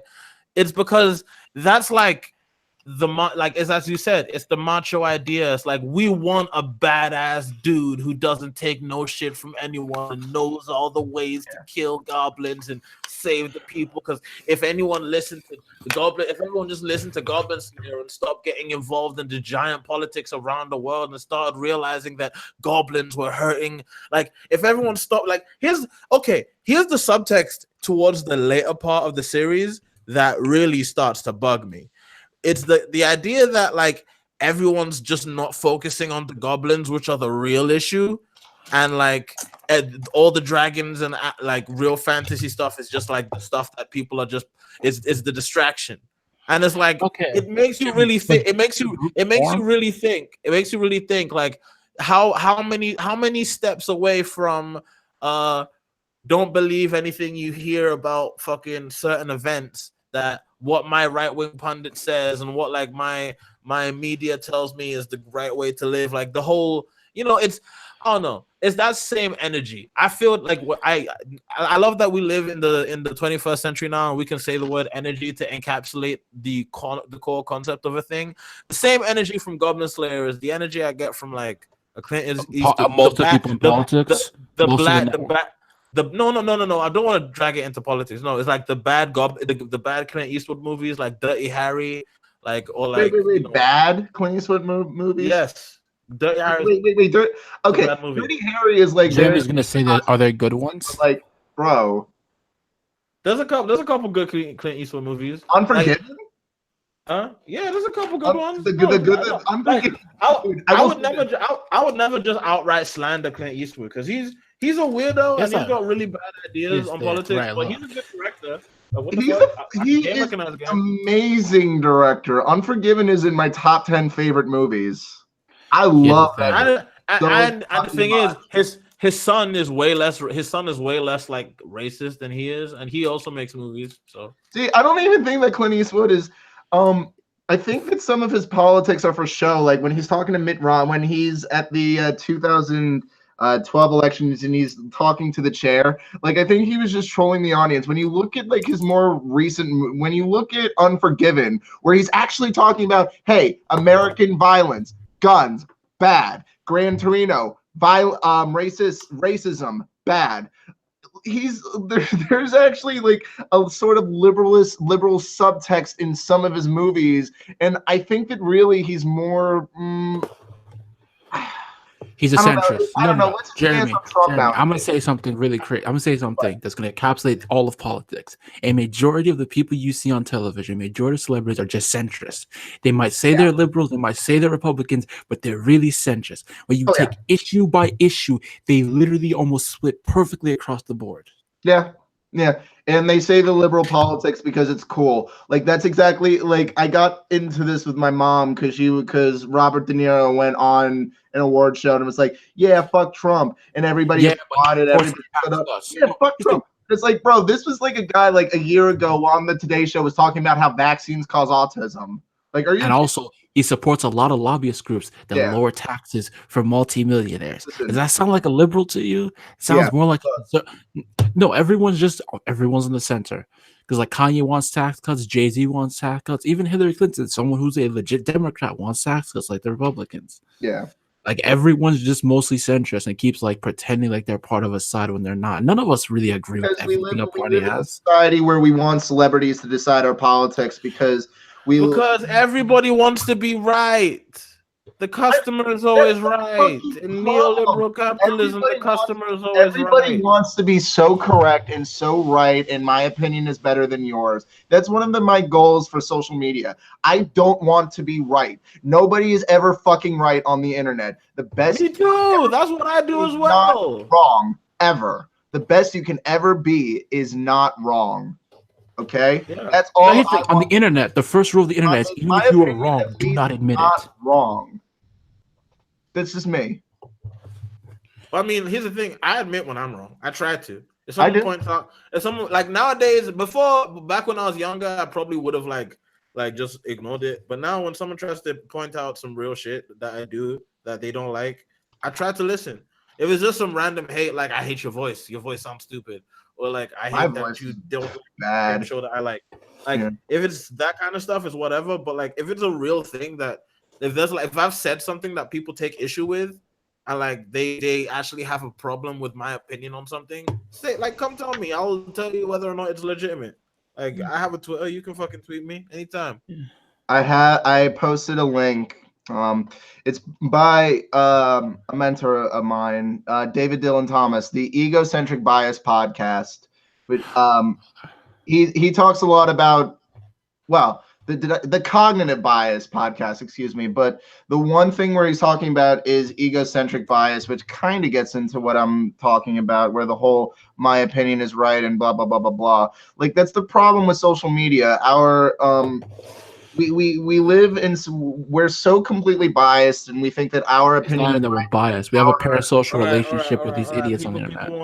People want a regular conversation. We need to stop talking about politics and philosophy. I'm getting on my. Gridman, baby, yeah, they have triggered develop white movie here. Yeah. Gridman, hey, baby, dun, baby, dun, kagayaite, Gridman, tenko choji. Boom, boom, Gridman, baby, dun, you ain't be dun. All right, sorry, let's stop. Just listen to my boy David Dylan Thomas. Let him do the talking. Jimmy, talk about Gridman, how much you love it. Yeah. Gridman is the best show of the season. Right next to Slam Tensei. I wanted to talk about Slam Tensei, but y'all fucking interrupted me with your fucking Overlord. No, because we started with Overlord. Yeah, and your fucking stop interrupting me with bad anime, all right? Please. All right, so good anime now. Slam Tensei is really fucking good.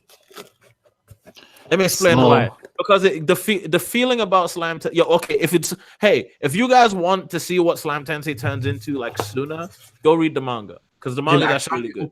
I saw the opening. Okay, I know what it turns into. I saw all that cool stuff. I'm like, we're not even gonna get this to like episode 6 or 8. Yeah, that's just gonna be the beginning. What I love about this show is it's so old school because it takes its time. It doesn't just like Jimmy, here's the thing, right? Screw taking its time because it's not gonna get a season 2. And you know this is just a gigantic promotion for the manga. Wait, is it 24 episodes? Because if it's 24 episodes, this is the season. This is best anime of the year. It's 24 episodes. Oh, okay. I take everything I said back. I hope they get a season 2. I hope the studio is super successful. 20. It's lit. No, I'm sorry. I'm sorry. Okay, then it's fire. Like they've made a bunch of good shows that no one's seen. Like they made Comet Lucifer and they made Knights and Magic. Okay, they got 24 episodes. That means around 6 to 8, they're gonna have him turn into a human or some nonsense. Then like, you still got a good 16 plus episodes where he's gonna be doing shit. So no, it's fire. We've ruined the comment section. I hope you know that. They started to go into politics after we left it. Yes. Wait, you guys are now talking about politics now that I need to go back and watch Planet With. I need to watch Planet With because I need to finish Planet With. Planet With also seems to me like it's got some Gaike spirit in it as well. And from now on, I get to use the word Gaike as freely as I want because if you need to know what it means, somebody went back into the podcast and ripped out that point where I talked about it and is going to post it on the internet. And what you're going to name it, my friend, what you need to name it is Nino Explains Gaike. So when someone looks it up, your fan base is? when someone looks up Gaike on YouTube, someone's gonna do it. Like here's the thing, right? People in my fan base don't do it if I don't ask them to, because they're just lazy assholes like I am. But if you ask them to, they're gonna be like, "Oh, that sounds like a good idea. I'm gonna be the one who does that." So hey, it could be a bunch of people who do it. Make a bunch of different videos. Fucking make your own ideas about it. Dissect the idea, Gaike. Tell me if I'm fucking wrong or stupid. Tell me if I should make a video about the concept and like make for fucking. Okay. You go over it in my podcast pretty well. No, 8-bit made Infinite Stratos. These are the same. Yo, I hate and love these people because Tokyo Ravens is a sleeper that was decent. Like, it was actually good, but no one talks about it. But these people have made such garbage harem shows. We have Aquarian Evolve, which was garbage. Hey, look, bro, you've got to pay the bills. Is there like any really fucking good harem that like I haven't been able to watch a harem without watching it ironically. Last harem I watched was Monster Musume. Okay, which type of harem do you want? The older harems and the new harems? For some reason, the older harems have protagonists. All right, hold on. The girls. There was one. I need to stop this conversation dead in its track. Somebody's starting to slander because I'm not talking about the light novels of Slime Tensei. I am aware of the web novel of Slime Tensei. I read the web novel up to like 190, and I've seen all the fucking future shit that happens. Also, Jesse, I'm letting you know right now, if Slime Tensei gets like to season 4, yeah, if that's legendary anime style. It doesn't. It's fire. Is it volcanic? Yeah. Supernova. Like it's supernova, dog. It's like it Naruto levels. Okay, because I heard someone told me like it's like about Naruto for adults. It's like Naruto for adults. Is that a good thing? Yes, nigga. Yes. Like later on, Slime Tensei becomes like Naruto for adults. No, because I heard something about the dragon. Huh? I heard something about the dragon. Oh, the dragon. The dragon. Oh, I don't want to spoil. I'm not gonna spoil Slime Tensei because, like, here's the thing: Slime Tensei is really popular, and people are not gonna go into the light novels, and it's going to become a really popular series. And I don't want to like. It's too early to break that for people. It's literally just on its 5th episode. Come on, let's just chill on. I don't. Yeah. Back to what Jeremy was asking about harems. There's some. Do you want new harems or old harems? Because old harems were weak protagonists. New harems are too powerful protagonists who are just so overpowered they're bleeding it. I mean, there's some decent ones. Monogatari's good. The only harem anime that I legit liked was fucking Love Hina. Give me a second. Let me look up harem shows. So I really can't tell you anything. I watched Monster Musume and I liked that on an ironic level. I watched it. I'm like, this is such fucking trash. Why? Look, yo, if you like Monster Musume, unironically, you are a furry. Someone just said. Fact. And I'm just saying if you're a furry, by the way. Like I used to be boys with you. He sucks. He's the biggest furry who you'll ever meet. He's a cool guy. But I'm just saying, if you like Monmu, then you are a furry. Okay. It's a fact. You can quote me on that. Jeremy, someone just posted the web novel. A lot of things changed from the light novel to the web novel. I'm also aware of that, but I haven't been able to find a place where I can read the light novel. Like every time I look and try to find a light novel online, I just find the web novel. So I'm trying to. So if someone has the hookup for the light novel, I'd love to have that. Jeremy, one more thing about Goblin Slayer. Oh, I'm being No, we're not going back to that. Jeremy, write this down. I'm giving you some good harems. About Goblin Slayer. I still got to make that video. Jeremy, I'm gonna give you some good harems. Nisekoi was good. Korowa Zombie Desu was good. What is this thing? Hey, you want to know what the The best World God harem of Only all Knows time was is? good. You guys want to know what the best harem of all time is? The best, Yamada-kun, 9 best mages, I harem think, or 7 anime. mages. The best harem anime Masamune's ever Revenge. created. Would you like to know what the best harem show is? Hey, I don't want to know this shit. Don't. I hate what you're about to say. It. It's a little bittle show that only good boys and girls know about. It's called Bakemonogatari. Yeah. No, Monogatari is the goat. It's whatever. Poem of all time. Oh man, jeez, I should stop streaming when I'm high. The weird voices are too much. The Bakemonogatari, the goat. Wait, are y'all there? Yeah, we're still here. What's happened? Why were y'all so silent? I thought my fucking We let you say your thing because we kept disturbing you. I thought my audio interface was. Oh, Jeremy dipped for some reason.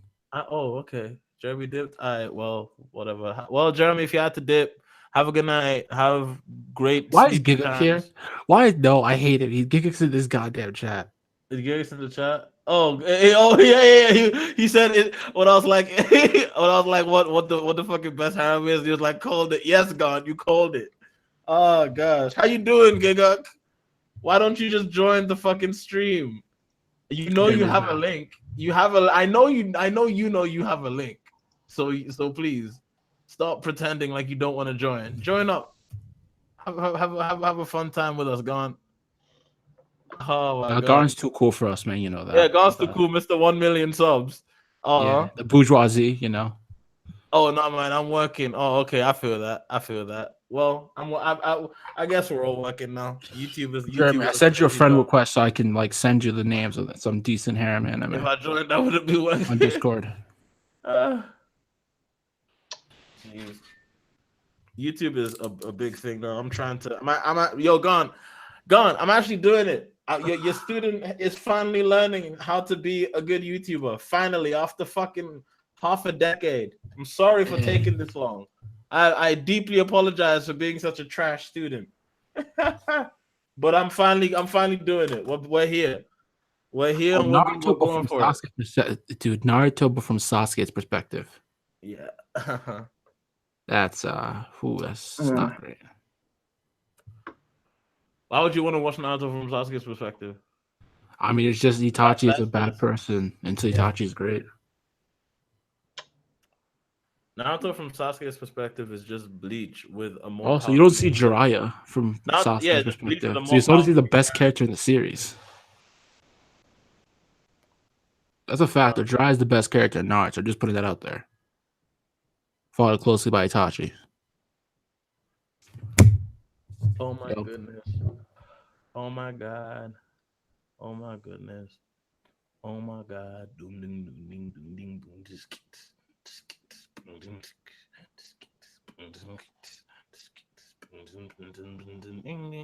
Oh wow. Okay, so about Gridman, right? So this new episode is really interesting because I think this show, it did not take long for it to like hit its stride. Like it feels like a Toku show. So it has, there's a bunch of tried and true techniques as to how tokusatsu episodes are constructed. But the thing about Gridman, it's like taking the skeleton of what tokusatsu usually is. It's like taking the basic the most core components of what you would usually find in a tokusatsu series. Like, I'm not going to get into the details because I did that on the video. But it's taking all those base ideas and then it's like putting anime on top of it. It's like filling the cracks with like anime shit and like classic mecha shit that if Gridman was made if instead of a TV show live action that Gridman was made into an anime back in the 90s, this is what Amamiya is making is what he would have wanted it to look like. That's kind of how that's the style of shit that he's going for. That Masami Obari during the OVA era type shit. So yeah, that's really why Gridman to me is because the way the characters interact with each other just feels like such tokusatsu characters interacting with each other like moments. Like the way they set up the encounters and the structure of how Akane gets pissed off at people, the different ways in which she gets mad at folks, and like the different reasons she gets pissed off at them for, and then a kaiju's about to come out. Like that's just cool to me. It's really cool. It's really, really cool. I think it's like a really clever way to approach even just anime pacing in general in an episodic fashion. And on top of that, the show goes to painstaking lengths to make fun of itself. It makes fun of okay, so there's a lot of toku stuff that happens, right? That the anime itself is just making fun of. Like the fact that Rika and Hibiki they're in love with each other, but they can't really say it. And like the guy is just like, watching you two is vexing. Like watching you, like you're fine. It's not bad. It's not bad. It's not terrible. But watching you two is annoying. That's what the guy says. And like that's the ethos of all romance in tokusatsu and anime. And also on top of that, you had like when Rika said, "Oh, I have to run errands. I need to go." The way she said it was mocked by her classmates. So the show tries to make fun of itself. It understands and loves tokusatsu, but it's willing to poke fun at tokusatsu. And also it's willing to be a cool and it's willing to be what anime fans of this type of anime want. People who enjoy the Gurren Lagans and the Gaikei type shit. It's trying to be the anime that those people want too. That's why the character designs look the way they do. That's why the Neon Genesis students animate and fight the way they do. So I don't know. Gridman, good show. 4 episodes in, I'm stuck. I'm watching this to the end. I'm watching this every week. But here we go. Let's hope for the best. Hope for the best. Yep. It's amazing. The new anime gets the more shit it looks. Let's see. Kamen Rider can suck it. Garo anime. The Garo anime is like, okay. So the Garo anime is disgustingly slept on. It's really absolutely upsetting me how much like the Garo anime is like just getting no love, and because especially even sometimes it's not always great, but it's always good. It's always fun and it's always entertaining. Because the structure of Toku is always entertaining. And also, if you're not really a fan of like every episode having a similar structure, Garo is definitely more for you. Because Garo definitely functions more like a through line narrative, even though it's got like meandering points, like any fantasy story does. The first Garo series is actually really fun. I would say, like if you like fantasy anime and like Tokusatsu in a way, go watch the first Garo series. The Flaming Blood or something, Blood of Sacred Flame or whatever. It's got a name like that. I need to finish Rage of Bahamut, Virgin Soul, Okay. because Genesis is really good. Jim, we got to talk about something, right? What's The up? moment we get in the anime industry, what's the first anime we making? Like, I don't mean like what anime you adapting, what you making. Give me a concept. You want a concept? Yep.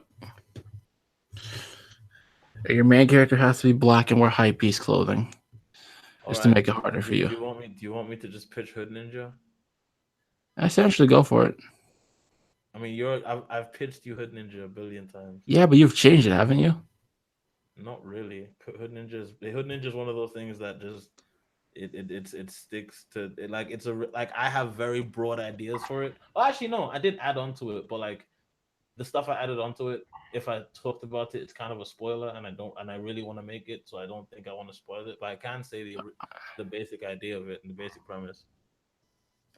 Okay. But, like, I was just saying, like, Jim, I'm just trying to be like, we're gonna make Final Fantasy with black people. do you want to? I don't want to do that kind of stuff. I'd rather stick around like making just. I want to make different fantasy worlds. I want to make fantasy worlds that people don't really like think about. I want to make fantasy worlds that like have designs of monsters and demons and shit that like are just different and cool. Because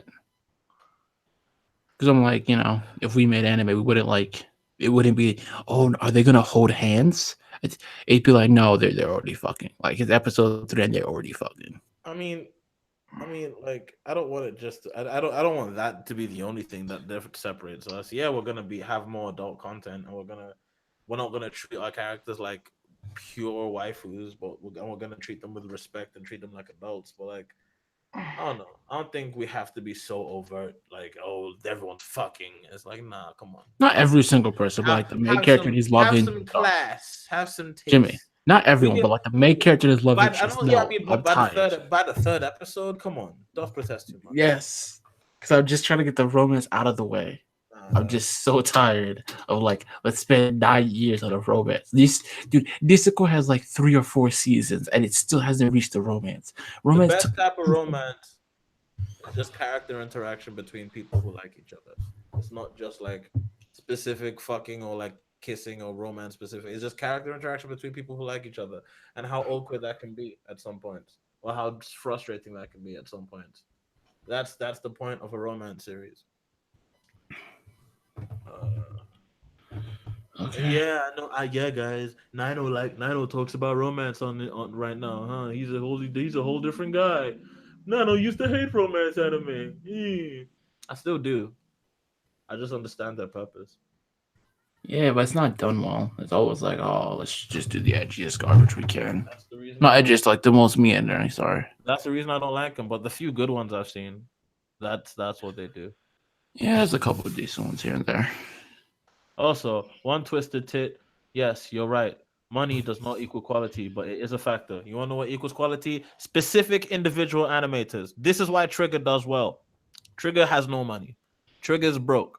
Trigger they have shoestring budgets to make their anime. But you want to know what they do?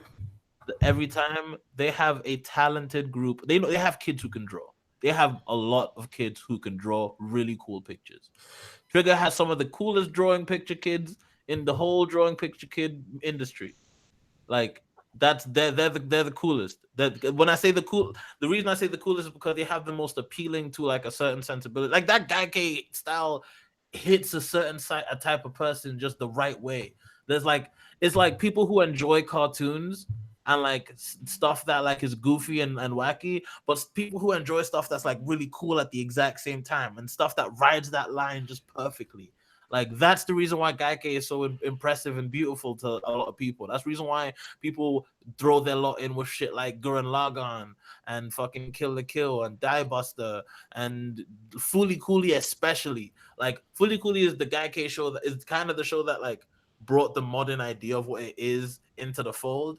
And like that show is so beloved by so many people that it's impossible to imagine that there isn't some kind of like innate desire to see more of that type of animation. And that's what that's entirely what Trigger exists to do. That's the point of Studio Trigger. It's to keep Gaikai alive.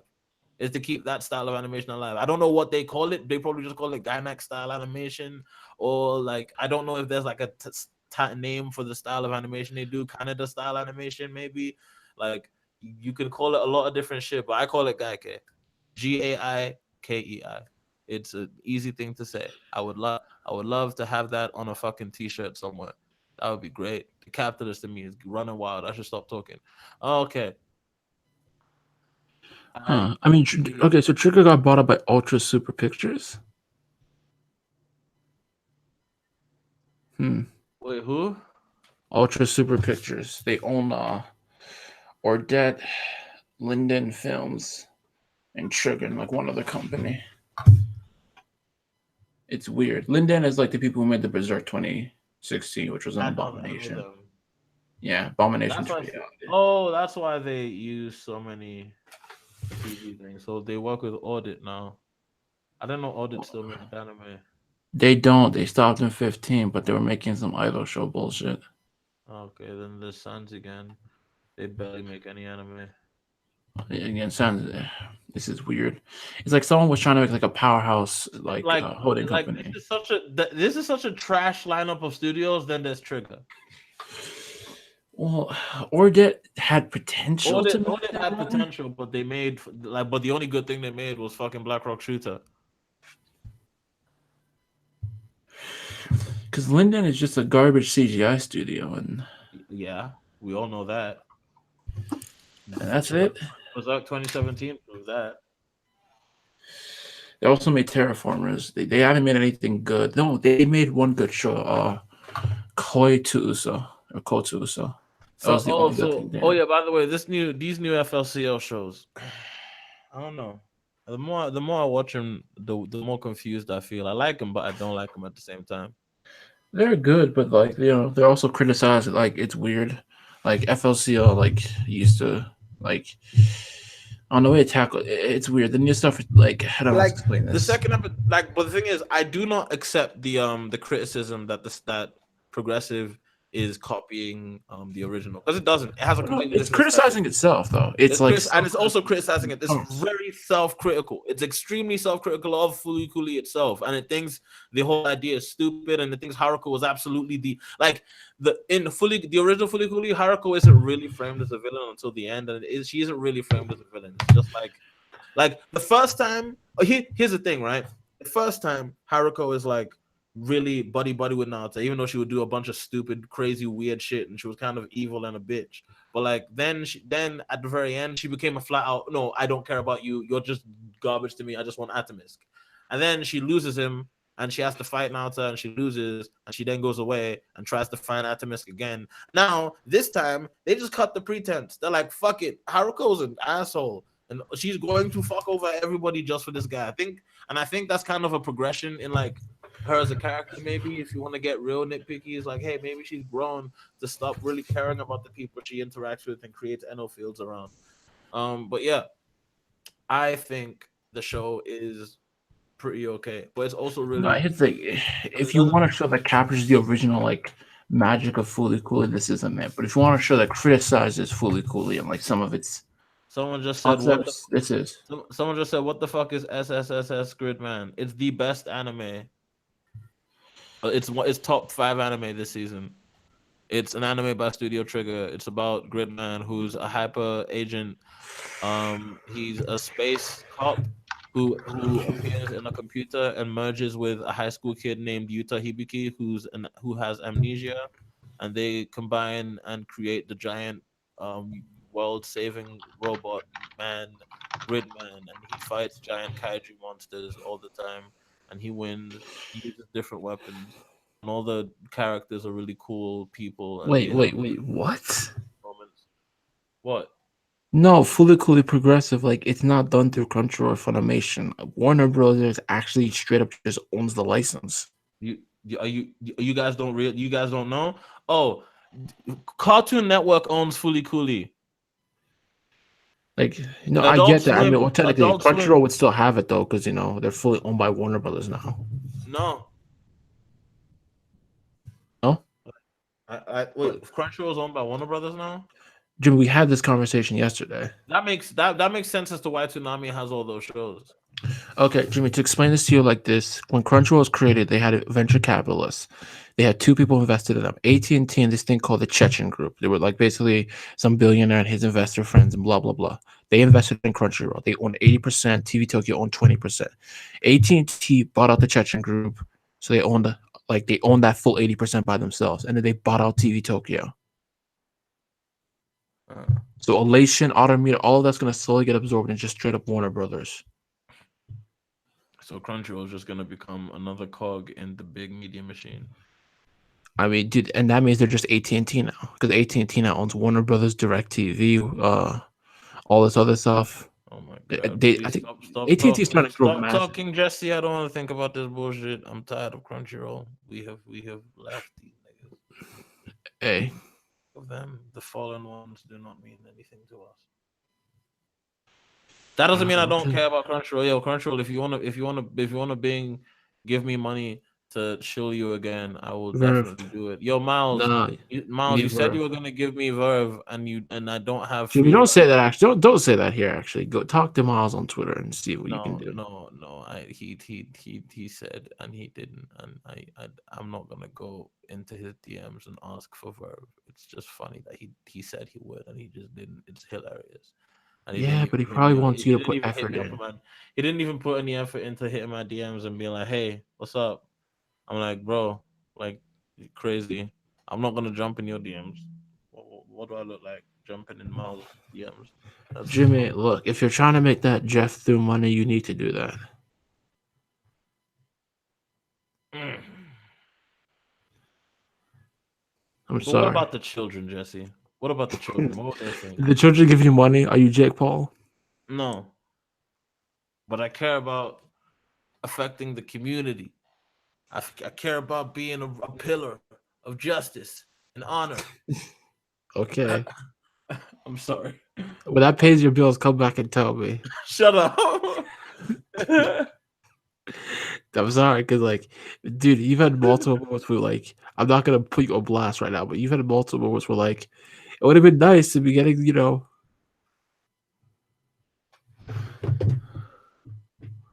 I'm not saying sell it like Jeff, don't go to that line. He's a crazy Don't person. look. I Like, just pieced it up with Jeff. I ain't trying to call him a sellout, even though you know.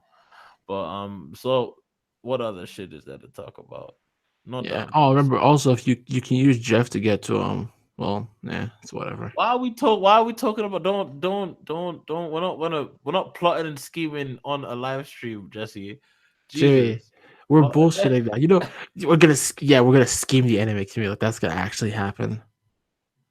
Okay, we're not the Jimmy. Yeah. We're not those weeaboos who think, "Ooh, I'm a super genius because I watched Death Note. I'm gonna scan the entire anime community."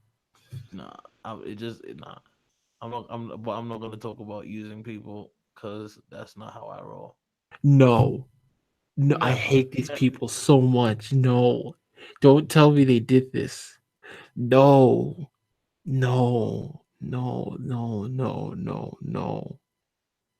This is bad. Oh, the reference. Okay, so no, someone just asked, wait. First of all, what happened? AT&T fully owns Rooster Teeth now. I think Okay. this is they just took a shit ton of. This is actually bad. I mean, Oh, Chernin, not Chechen, whatever. It doesn't matter. But oh my, bro, this is, and they own the Fine Bros now. mm, let me see. AT&T is I'll be just right back. quietly trying to buy the entertainment industry. This is crazy. I'll be right back. Give me a second. Jimmy, no one else is here. I can't hold this labyrinth on myself.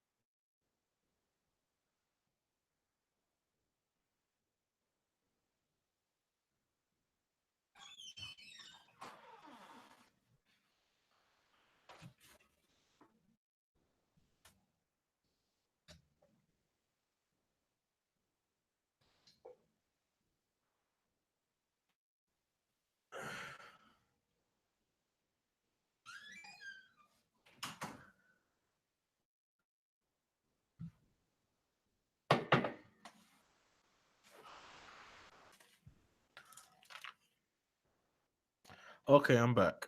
Is everyone okay? The chat's doing okay. They're just discussing how AT&T's become a monopoly and how Disney's gonna buy everything. AT&T gonna make Gridman play on all the fun. Yeah, I'll be fine with that. I'm gonna be pissed when AT&T starts buying actual anime studios as soon as they start seeing the hype behind it. It's wild how I actually was able to call it. Yeah, I wish Giga was still here because he'd rubbed it in his face, but you know. Like, it's wild how I was able to call what would happen when anime went mainstream.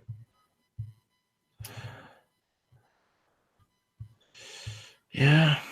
And now I like it's everything I prophesized in that video came to life. Anime's on prime time now because Toonami just stretched into 9 o'clock. They're slowly taking that stuff. You have to remember, Cartoon Network doesn't have enough shows. They only focus on the shows that make them toy money, and they have a dedicated Toonami fan base. So yeah, now they can just expand Toonami to back to what it used to be. Yeah. Soon they'll make it every day. Like, Toonami exists for a couple hours a day, and on the weekend it has a long run. Yeah. Also, I hope the Disney Fox deal fails. Like, it's still not fully done, but I hope it fails.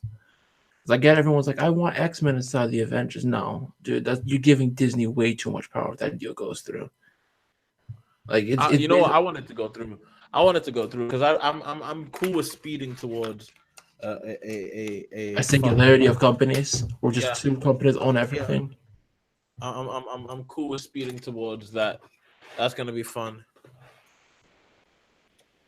Yeah, but I don't like this, man, because it's like, one, here's the thing: as Marvel's been getting bigger, I'm starting to realize they don't actually know how to control everything. Hold that thought. My fried rice is ready in the microwave. I need to go get it. Give me a second. Okay, that's weird.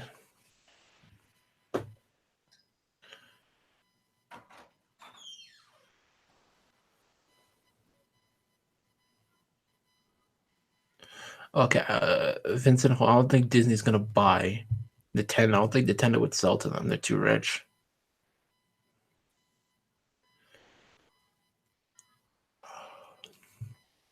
Also, even if like the Democrats were in power, it wouldn't matter. They just like get lobbied or bribed or get given campaign money to consolidate all the media companies. So like, it's whatever. Disney, probably AT&T / Warner Brothers, and like maybe Comcast. They're probably gonna be like the main three who own everything.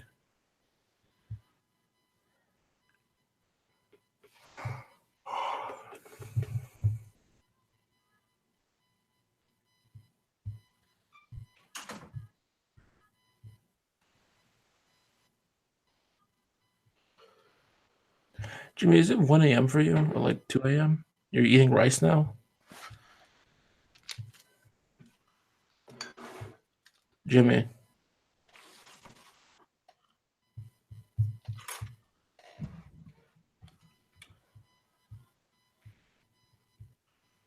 All right, I'm back, guys. Can you hear me? Yeah. All right, cool. Jimmy. What's up? It's like 1 a.m. or 2 a.m. in the morning for you. You're just eating now. Yeah. Is there a reason? I don't know. I'm just hungry. Yeah. Maybe at other points in the day I didn't eat enough. Maybe. Okay, Jimmy. I don't. Okay. Why are you so judgmental, Jesse? Not that judgmental. It's just weird that you're eating it too. Well, you're also high. That actually makes sense now. Stop being so loud. Low. I don't think my audience cares that I smoke weed. I doubt Yeah. You get it, I smoke weed, guys? Is that a problem to y'all? My bad influence on the chillings? Oh, Todd John, what's good, Todd?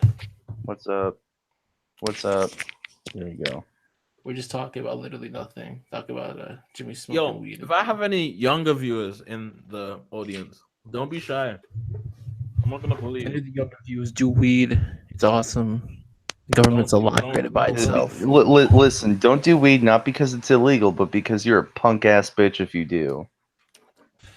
Todd, Wait, what? I want to remind you that you're a pussy ass bitch. So, No, listen. I've messed with the devil's lettuce before. It's okay. okay. You, I don't know if I believe you, but whatever. Man, I thought you just said you're a punk ass bitch if you smoke weed. no, I was joking. Come on. I was about to say because I was about to spaz on you, dog. Bro, everyone I know smokes weed. Everyone I we should work just with. speak on. Everyone I work with, all my friends, they're all fucking, oh, dude, weed, LMAO. And it's like, yeah, that's cool. I'm not dude weed Lamar. I just smoke. Yeah. Anyway, I've been playing Pokemon, and Pokemon's fun. What Pokemon Go? The stupid game. No, I've been playing Ultra Moon. Oh, okay. Because they added the Sinnoh region to Pokemon Go. Yeah, my phone's too shitty to play Pokemon Go.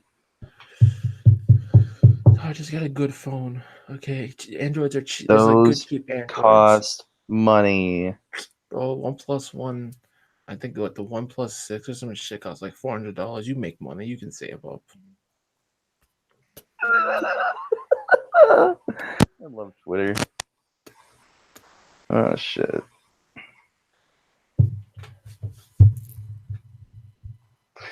Bro, the more I see of the Dragon Ball Z Super of the Dragon Ball Super Broly movie, the more I'm happy. A fucking Nappa with the hair. God damn it. But he does have. Wait, Nappa has hair. Yeah, he has hair. Yeah, in the Bardock special too, but he has hair in this, and also Kid Raditz. Oh my god, they actually remembered Raditz was a thing. I keep getting surprised they don't want to bring Raditz back. Honestly, I'm surprised. Yeah, I'm surprised they've never brought Raditz back or anything. Hit or miss. I guess they never miss, huh? You got a boyfriend? Bet he doesn't kiss ya. Mwah. Stop. Go and find. Yeah, have you seen that, Jimmy? Yes. Those TikTok memes are both garbage, but also really, really amusing. TikTok is a weird situation. Like TikTok is weird. TikTok is It's like literally one of the, it's literally musically. It's literally musically. yeah, but musically just didn't have the drip. I don't know why they didn't have the drip. They just didn't have the drip. And now TikTok is well. I think it's because they have e-girls now. They have like really popular ones, Yeah. and they hinge on meme culture. Like people loop the memes and it catches on. My only problem is all the, some of them I see are like fucking sub 18-year-old girls doing the weird sexual ones. It's like, no, thank you. Please go away.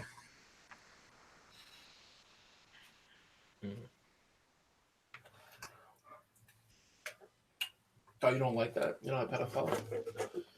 Yeah, I'm sorry. I'm not into kids. I mean, if you are, go to hell, but I'm not. Hey, okay, I was gonna make a bad joke, but it's whatever. Okay, That TikTok could be is a good goblin character slave. that they have to Oh, pass Jimmy, it. your boy wants to get invited here. Your favorite person, your Who? problematic friend who loves you Who? Which one? sexually. Hmm? The one who loves Jimmy sexually.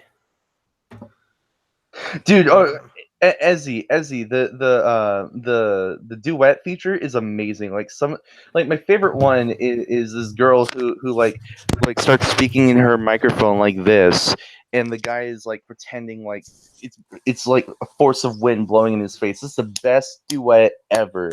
It's high tea.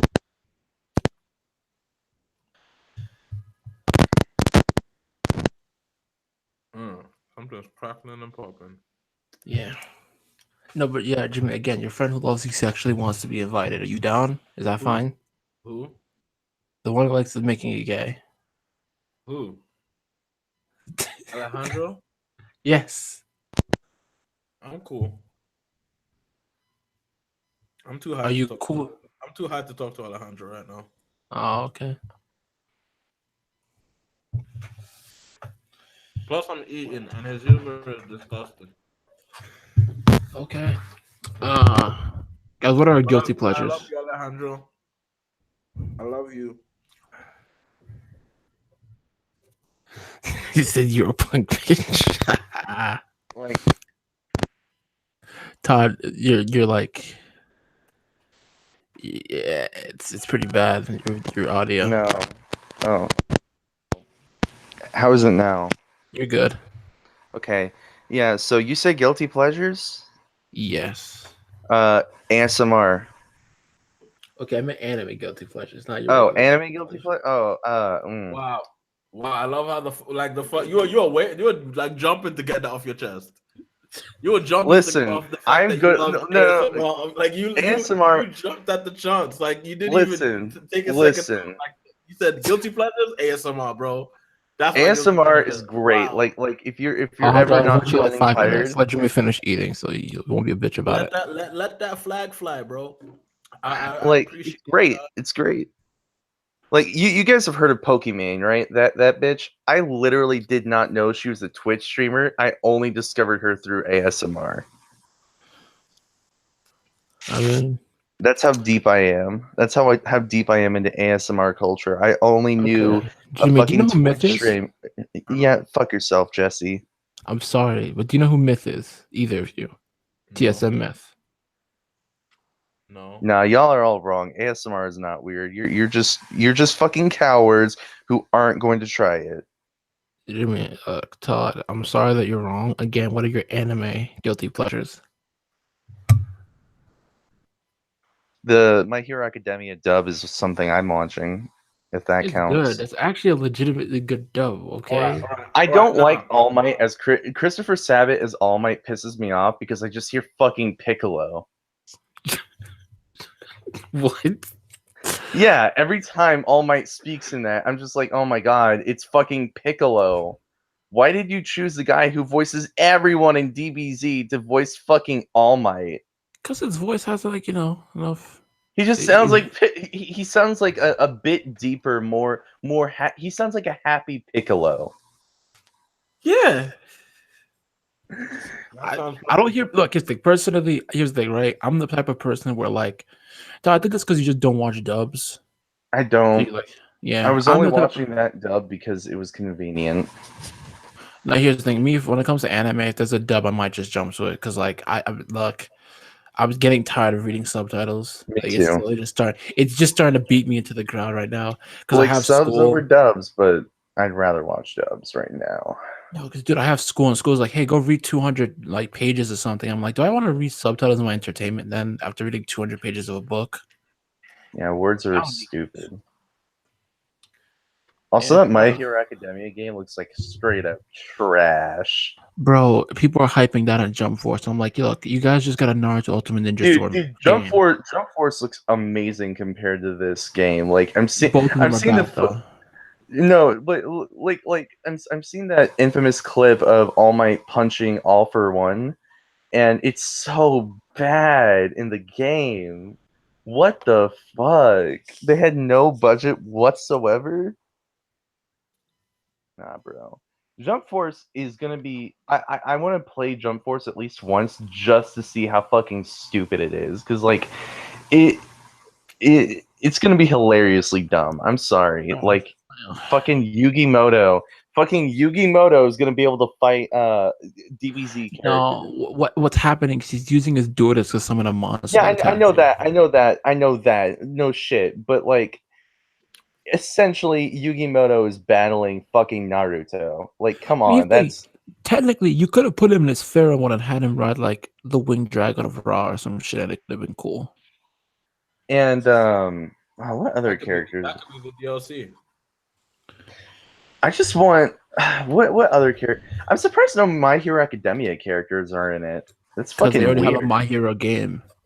Yeah, and they already have 50 Dragon Ball games too. One that came out this year. Yeah, but none of those games are arena fighters. The My Hero games and arena fighters are bad actually. Xenoverse. I think Midoriya is gonna be DLC as well. Oh yeah. Oh shit, you're right. DLC. Yeah. Yeah. Fuck. Him and DLC. Bakugo will be a DLC with All Might. Don't you mean me, Naruto? I get what Jeff That- is trying to say. It's just it's I don't know why those videos are being made. Like I don't even think he's wrong. I think that you could actually make an analogy that like Bakugo rarely- and I rarely watch Jeff's videos anymore, but I will say his video about English dubbed intros or OPs pretty good. I loved it. yeah.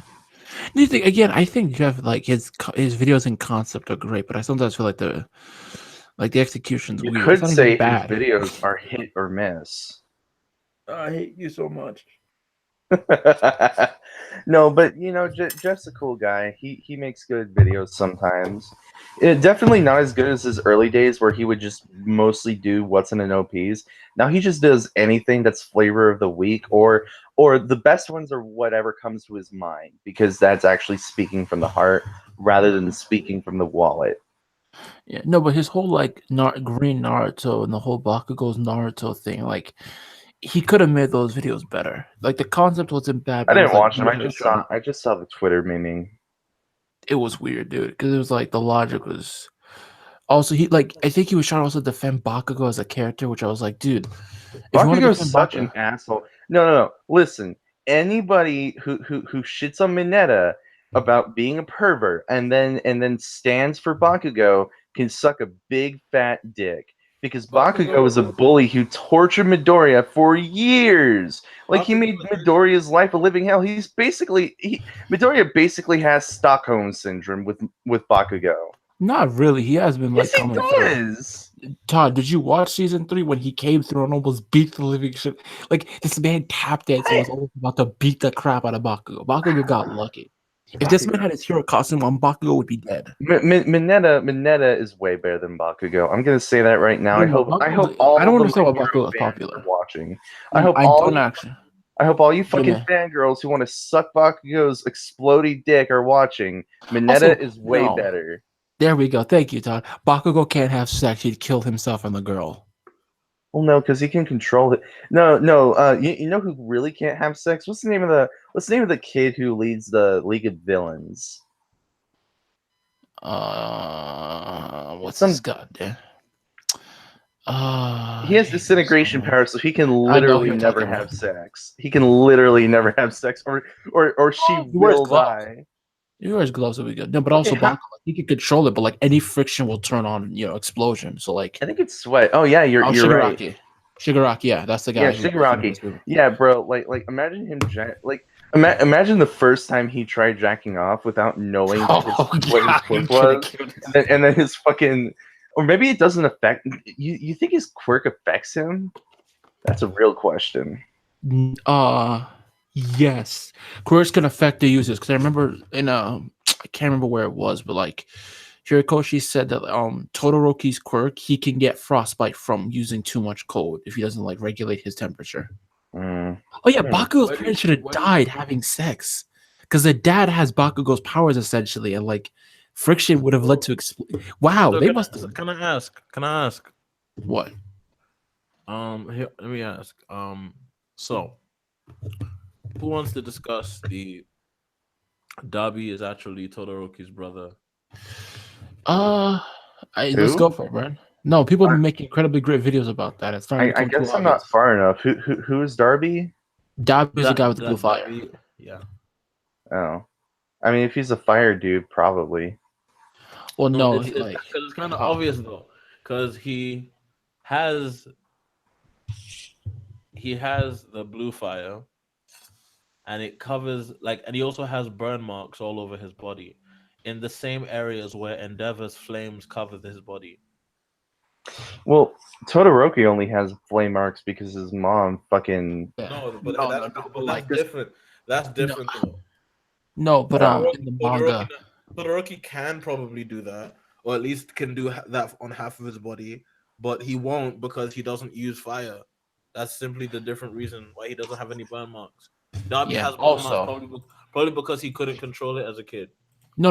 In the manga, he straight up said that the first kid could do like a powerful technique that he wants to teach Todoroki, but like his body was more suited towards the mother. It was more similar towards the mother, so like he would be hurt by his own fire the same way Dabi's hurt by his own fire. Is Dabi hurt by his own fire?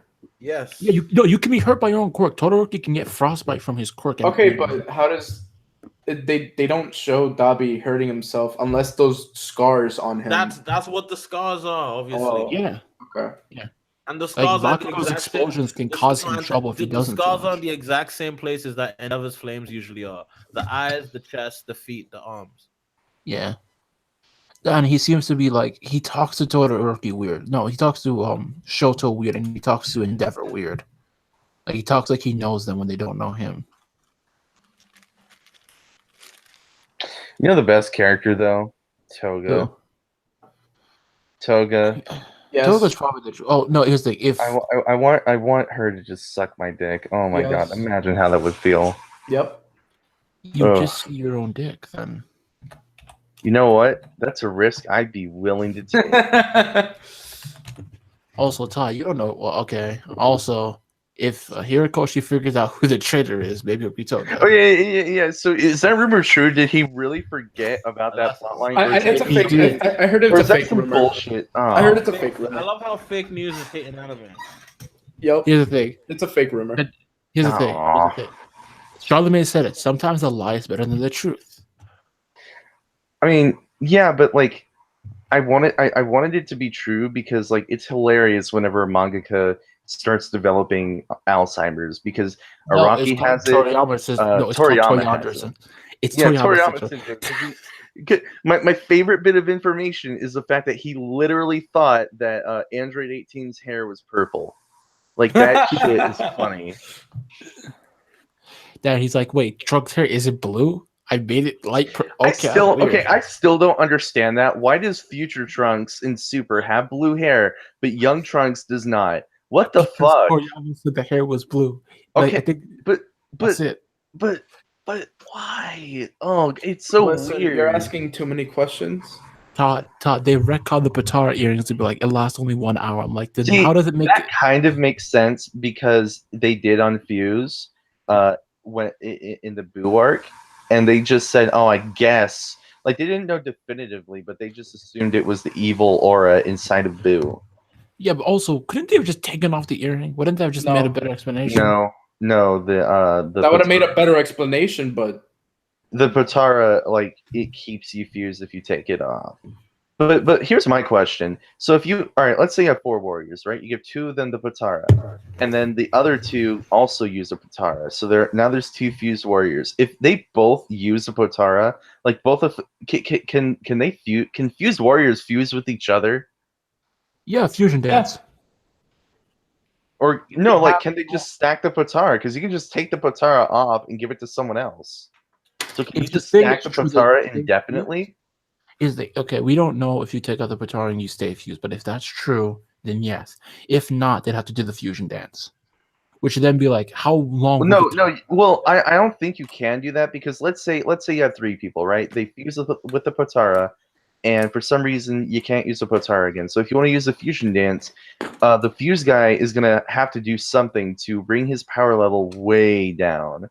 Because that's one of the requirements for the fusion dance. You have to have they're used to power level shit by this point, so it's like, yeah. Well, I mean, fused characters' power levels are so exponentially high.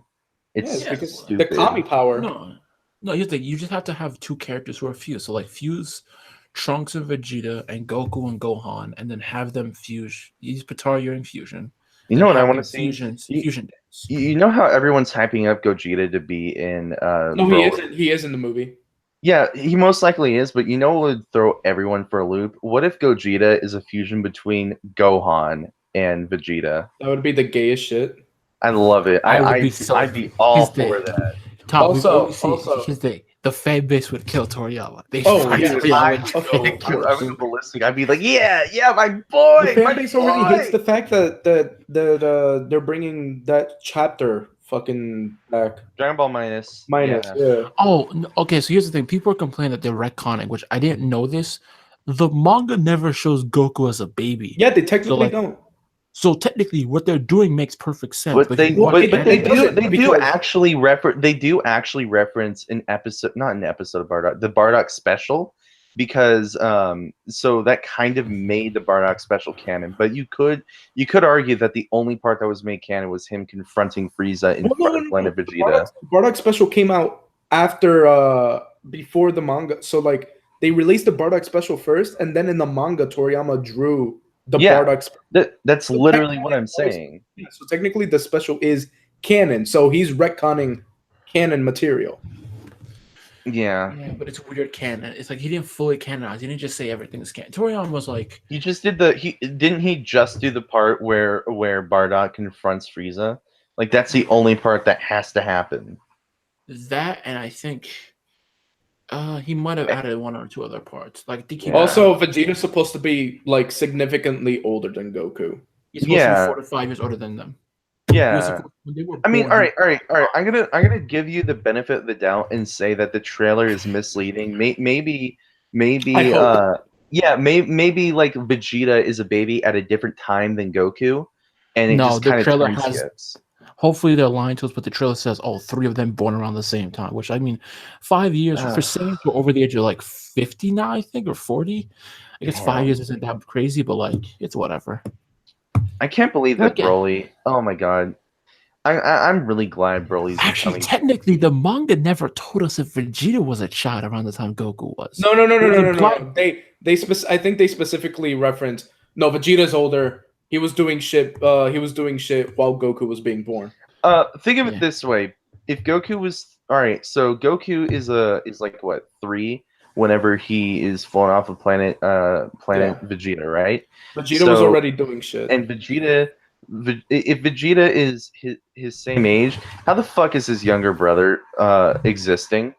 Yo, yeah, that's my question. What about fucking Tarble. Raditz? No, I was thinking Raditz. Tobble isn't real. Tobble is a fucking. He's just. No, Raditz was He was referenced in Battle of Gods. He's canon.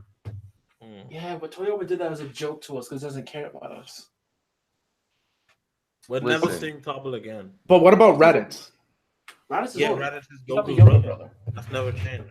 It was literally Yeah. in the first episode of Dragon Ball Z. Why would we ever change that? He's Goku's brother. Like, I'm just surprised they never brought him back. Like Vegeta, just some guy that tried to kill them all. Yeah, he comes back, but Goku's a long lost brother. Fuck him. I mean, Vegeta creates Trunks, and Trunks is one of the best characters in the entire series. I mean, yeah, but who do you think Raditz would have fallen in love with if he stayed?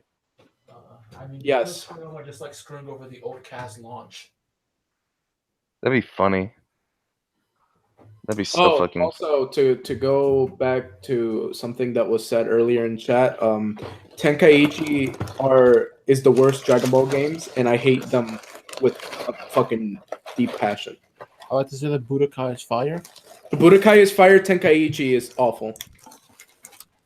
I also like to establish that Xenoverse was never good, and people who like it, you just like shitty arena fighters. You're not wrong. You are not wrong Look, at all. I only want to play Xenoverse 2 to play as a cute a Boo, a Yes. cute female Boo, and a there's cute nothing female wrong with it, Saiyan. but you gotta acknowledge the fact that those are not good games. Oh yeah, but I hope there's a Xenoverse 3 only because I'm really hoping they introduce a bio-android race because apparently Heroes does have a bio-android race, so I don't get why Xenoverse doesn't. I mean, Xenoverse 2 already has literally everything that exists in terms of Dragon Ball. So Not all the Almost. Super is going to continue. Let's put that out there. Super is going to continue, so they can just add super shit. yeah, Like guess. all the super content in the Xenoverse 2 DLC is just like really small mission packs and just getting new characters. So now if they do another Xenoverse, they can just incorporate that, or they can go full Heroes and just create all their own different OCs. Like they're like most likely they're gonna start just doing Dragon Ball Heroes in Xenoverse. honestly, if they just keep making fighters but just change the lobby system, I'd be Yeah, fuck the lobby. I hate that whenever I start that game, it's just like a list of lobbies. Fuck that. like I played that game recently at a friend's place, and it was like, wow, I forgot how fun this shit is. I just hate the lobby. Like, I just don't like. Also, I got it on PC, so I can't play with anybody.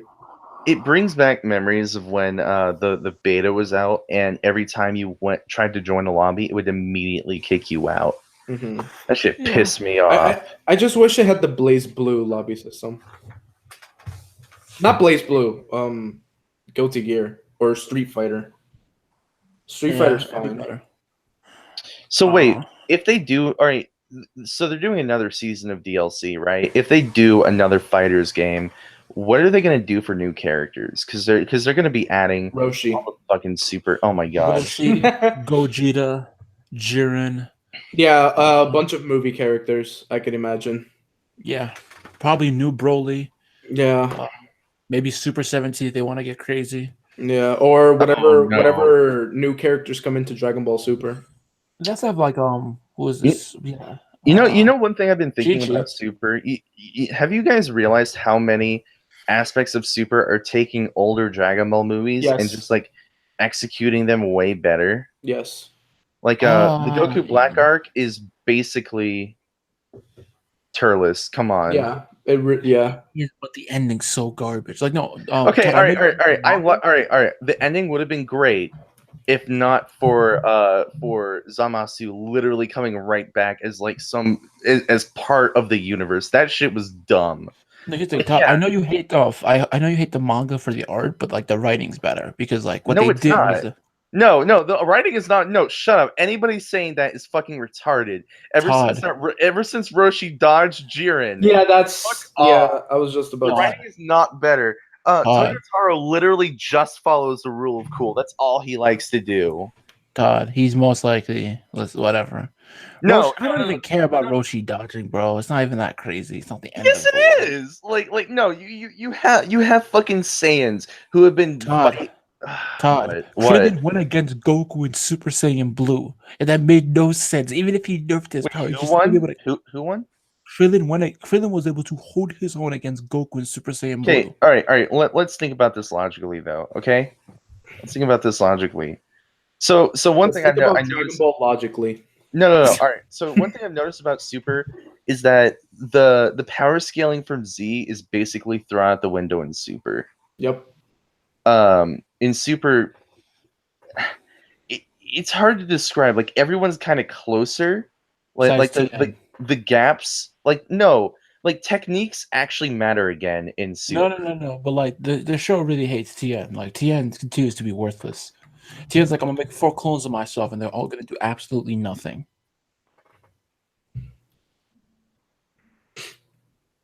Like that, I get what you're trying to say. Everyone's closer. Like 17 just got like a massive power boost. Well, the androids are able to train and get stronger. So 17 getting stronger makes sense because he's probably training all the time on that island. But your argument also stands with shit like the Krillin fight, because that Krillin fight was like as cool as it was, doesn't make sense. So let's think about this though. Is Krillin stronger than Frieza, Final Form Frieza was in the Namek saga? Right now, yes. Okay, I'm back. Right now, yes. Dude, besides Tien, all the DBZ fighters Tien and Yamcha. Well, doesn't Krillin train with Android 18? Are we talking about Dragon Ball? Are we talking about Dragon Ball Super? Yes. We're talking about how well, kind of. We're basically asking the question: are these characters strong? Fuck all that shit. Also, we're talking about fighters in season 2 of Fighters. Yo, DLC. why is Bardock such garbage S tier trash? At what? Why is he why is he the kind like? Why is it that everyone playing fighters now? Because he has no negative frames. Jesus. He has no negative frames, and he like his auto combos is like overwhelming. You literally can't even break them. And 17 has broken combos too. All right, I got a serious question. What? If arena fighter games were ran closer to the Naruto Ultimate Storm formula, would you play them more? No. Yes. Because I would. Because those were I don't like arena fighters. Those games. Arena fighters. The one thing they need to. There's 3 things they need to fix: movement, proper combos, and actual aerial combat. And and the cameras. Cameras. But that's the thing. Naruto Storm. It did 2 of those things. No, it didn't. The combos it didn't have, but the camera was fine in the movie. The camera was fine, but the movement was not fine. The movie was some characters were good. A lot of characters were bad though. Lee was good. What's up? Yeah, no. The reason I like Ultimate Ninja Storm is like the whole finishers. The finishers were the best thing in that entire game. Yeah. Like no other arena fighter had great finishers. It felt like you wanna know what I want from an arena fighter? Let me fight someone in a giant open world. let me have a fight with someone like No, and we chase each other through a city or something. that's the last thing I want. You like could do like that in Naruto to Ninja Storm. That'd and be- have like that'd be bullshit pretty side good. mode. have it be like a giant crazy anime battle and we just Jimmy, they already have something like that. It's called Shinobi Strikers. Shut up. It's garbage. Exactly. That's why I All didn't right, want all right. it. Here's so I'm not well versed in fighting games or arena fighters, but here's my opinion. I'm a huge JoJo fan. I should be standing everything JoJo, right? Yes. I play Eyes of Heaven, literally one of the worst games I've ever played. And you want to know JoJo's the a wait, but, Yes. but wait, actually, just to piggyback off that though, you want to know the problem with Shinobi Strikers? It's so close.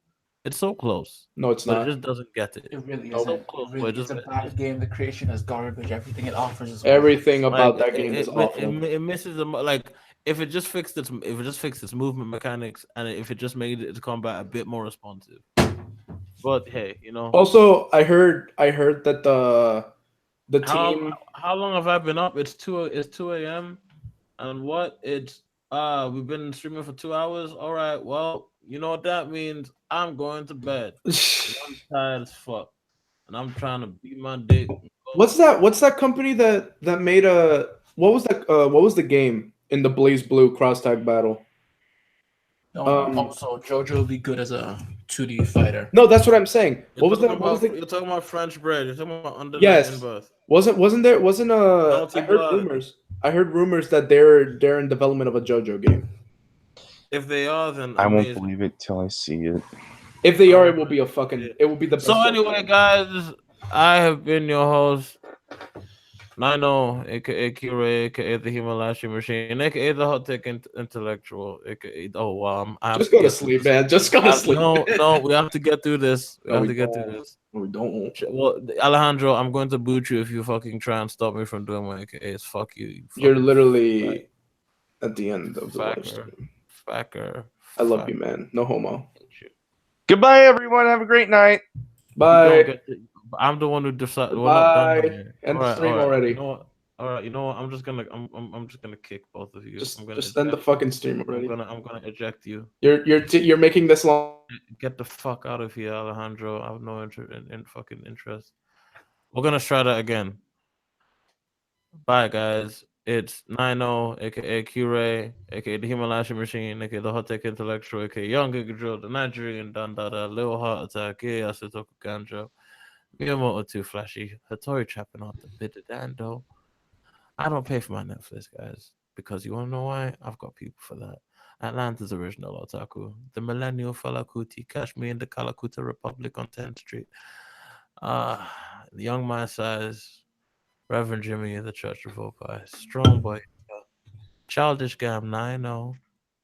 Call me Cash the Stampede, because all I do is make this money and spread love and peace.